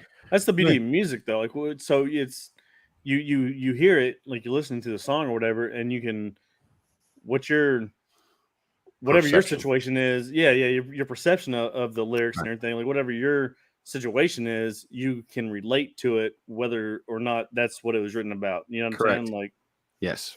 So like it, if you've ever lost anybody, you can take that letter and you can put dear in front of whoever you are to the person you've lost. And that person is telling you, hey, guess what? This sucks right now, but give it time.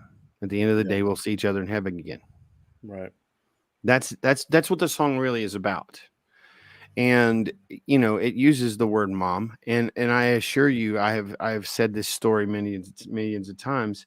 And I've had people come up to me at the end of a show and go, hey man, that song, that mom song, it hit me like a ton of bricks because I just lost my mom. And I'm thinking to myself, that's not what the song's about. But who am I to take that away from it at that moment? Right. Yeah. Because I'm not going to. Because if it helped them and it gave them a piece of solace and gave them a piece of serenity, then that's the whole premise of what I do in the first place. So for them, that's what that song's about. That's it. And that's why I do what I do anyway. I don't do what I do for clout or prestige or whatever.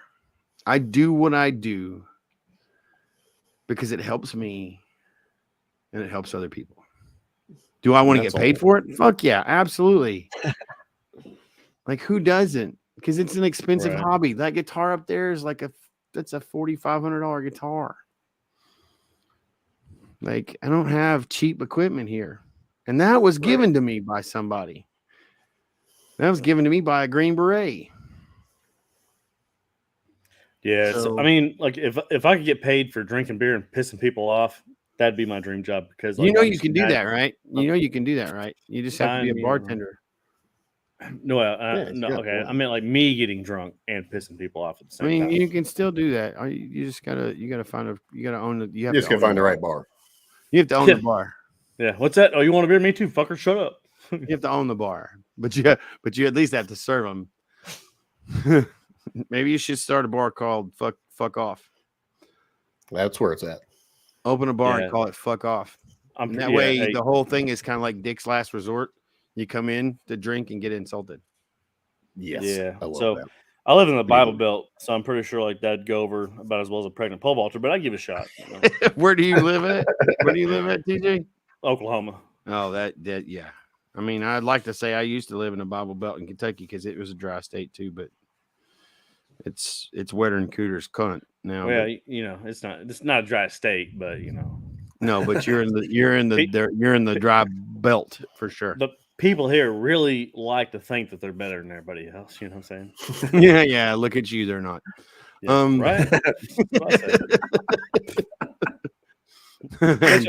I'll go to the same place you did. Fuck off. Right. Fuck you can.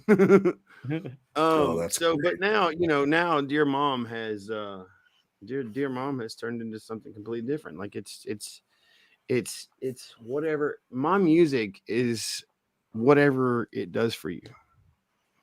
I'm not going to sit here and tell you. I'll tell you what the song was about, but then I'll tell you that if it means something to you in a different way, I'm open to hear that. Yeah, that's how music should be, That's right. Yeah.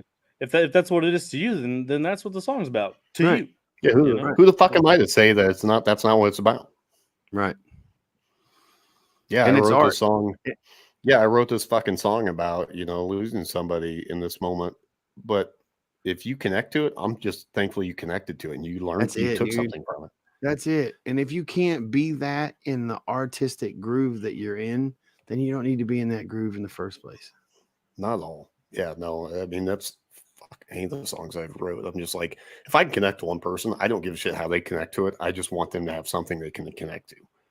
Like, that's really what matters to me. And I'm going to tell you right now, if you keep doing what you're doing and you just enjoy what you're doing, writing your own music and being you behind the guitar and the amplifier and the microphone, that's all that really matters.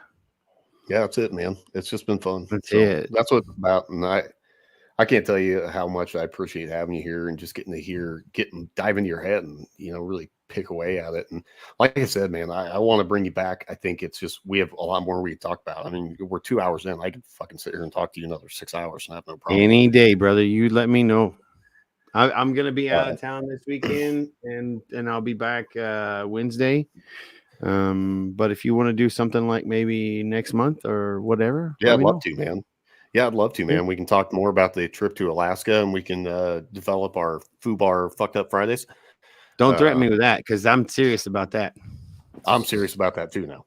So you guys want to do freaking FUBAR Fanatics fucked up Fridays? I'm all about it. Oh, I'd love to, dude. Game on. If there's one thing I'm good at, it's being fucked up on Fridays. So, I'm here for you, man. Okay. Touche. I'm gonna let you all do all the drinking, and I'm gonna be the sober complex. I love that. We need that. We need somebody to hold us together, because we're. I can't do that, because I'm just gonna laugh at the fuck out of you. I'm gonna laugh at both of you fuckers. I'm gonna be like, yeah, look at these two fucking idiots. Yeah, that's what our topic today was gonna be Joe Biden again. However, check out these fucking cocksuckers. Bro, I can't fucking tell you. So this will work out great. Actually, it would. Fucked up FUBAR Fridays. It would actually work out great. We were trying to do drunken stories. Oh yeah, where we were going to talk about aliens. We've tried to talk about aliens, I think probably a fucking total of 100 times. And you know how many fucking times we've talked about aliens? 0. Not a fucking one. We never fucking get to it. It was mentioned like most of those times. It just never really it was mentioned at the beginning when we're like, PJ, that's like almost saying like you got off, but you didn't. Yeah, it's what? like we come I out, always get off. We're gonna talk about aliens. Yeah, and I'm the reigning champ, baby. What's up? The next thing you saying know, Bolt, fuck, he ain't got shit. We're talking about fucking Jeff the goddamn mongoose, or fucking Bigfoot, and I'm just like, man, we got so fucking far off, and that's why this is drunken stories, you know. No, yeah, I'm a fan. So but yeah, it's been fun. So I'll tell you what. Here's what we're gonna do. Like, Derek, you got my number. You can give it to TJ. TJ, do you have my number? No, you don't have my number. You can have it. You can have it now. We'll get it after the show. Yeah. So just give me a call. You can give me a call anytime this week. I don't care. This weekend or whatever. Good, and then we can sit down and talk about FUBAR Fanatics fucked up Fridays or whatever. Well, let's fucking do it. And then we'll wrap this whole shindig up. And what we usually do is we kind of just end the episode by what'd you take from the episode. So we'll start with you. And then we'll hit TJ up, and then I'll just fucking wrap the whole thing up. Cool. Yeah, then we can hang out and bullshit. I'll tell you what I took from this episode, this podcast, is that you guys are just really down to earth guys, and I'm a super huge fan of both of you. And I thank you for the opportunity to just come on here and be me, and not be some sort of talked up weirdo with some sort of like whatever. I'm just another dude who gets up and, I walk to the bathroom first thing in the morning to take a piss just like anybody else. Hell yeah. So it's a blessing to be here. I'm grateful to have met you guys and talked to you guys. I look forward to a future of working together with you guys. And I'm stoked. I'm grateful. That's what I take from it. I love that. TJ, what'd you take? Man, honestly, like, so obviously I've heard some of your music and stuff, and not gonna lie, like, you weren't what I was expecting. You know what I'm saying? Like, just super fucking cool dude, man. I really appreciate you taking the time to come and be on the show, man. Like, that's awesome. And everything's showing for yourself and your career, but also like everybody else. You know what I mean? Like, it seems very genuine, and I think that's what's, to me, is what's lacking a lot in the music industry, just the world in general. You know what I'm saying? But anyways, outside of that, like I always say, just don't be a cocksucker.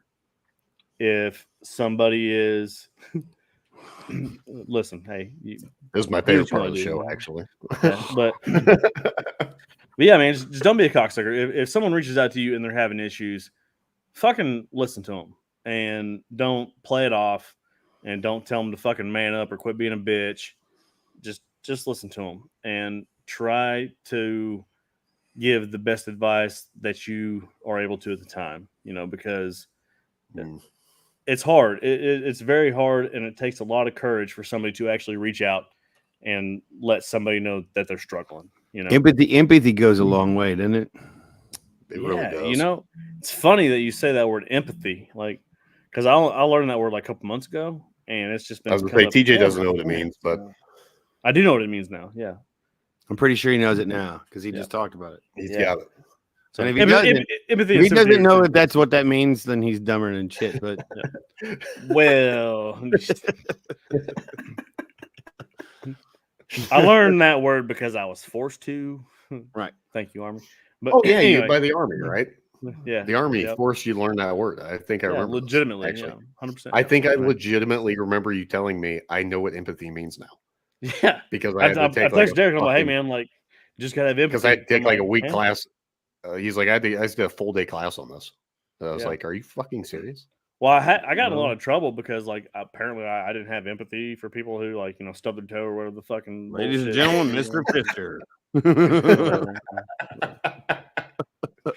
Anyways, so yeah, just again, don't be cocksucker. Listen to your homies whenever they're reaching out, having issues, because if they are reaching out, that probably means that it took a lot for them to take that step. Yeah. If you're on Facebook and you have people that are always posting dank ass memes, and you haven't seen no dank ass memes in a little while, hit them up. Just be like, hey man, like, you good? Like, how's life? How's things been treating you? Because a lot of times people don't, if they're not reaching out, but they're not being themselves, that's a sign.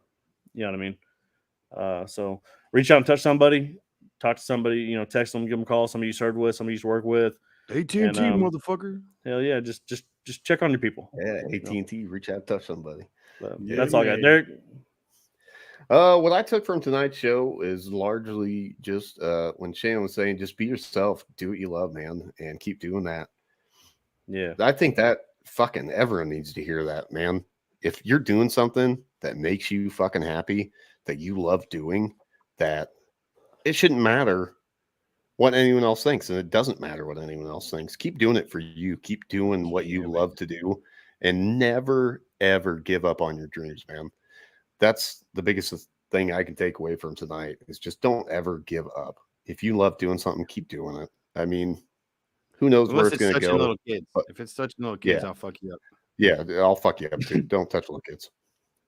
There's few dreams out there. I would say don't reach. That's one of them.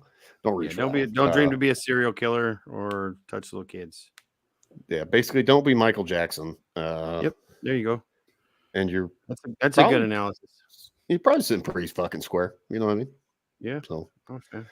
But that being said, I love you guys. Be sure to check out. We've got a Facebook. We've got a fucking Instagram. We've got probably a TikTok or something where we have TikToks. So I don't know when the last time TJ posted anyone. I got shadow banned for a little bit. So there you go, TJ. But I'm back, so I can start making content again. So we're there. We're on YouTube. We've got that. Shadow Mark got shadow banned. Fucking then hit up Shannon, hit up his fucking Facebook, his Instagram, his fucking everything. All the things. Check out the song Dear Mom for sure. It's an amazing check out the video. Check out the video because the video will make you cry for sure. Hey, don't you have a sorry, David, but don't you have a Facebook page for your music also? I do. I have Shannon Book Music. Yeah, so check that out. Absolutely. Yep.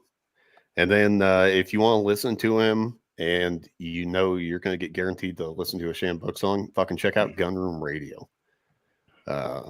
They're fucking amazing. It's Donald Dunn and fucking Brian Roof is running some of the shows, and it's purely veteran music. Yep. Donald. I mean, Donald asked me. He's like, dude. He's like, I want to start a radio. And I was like, okay.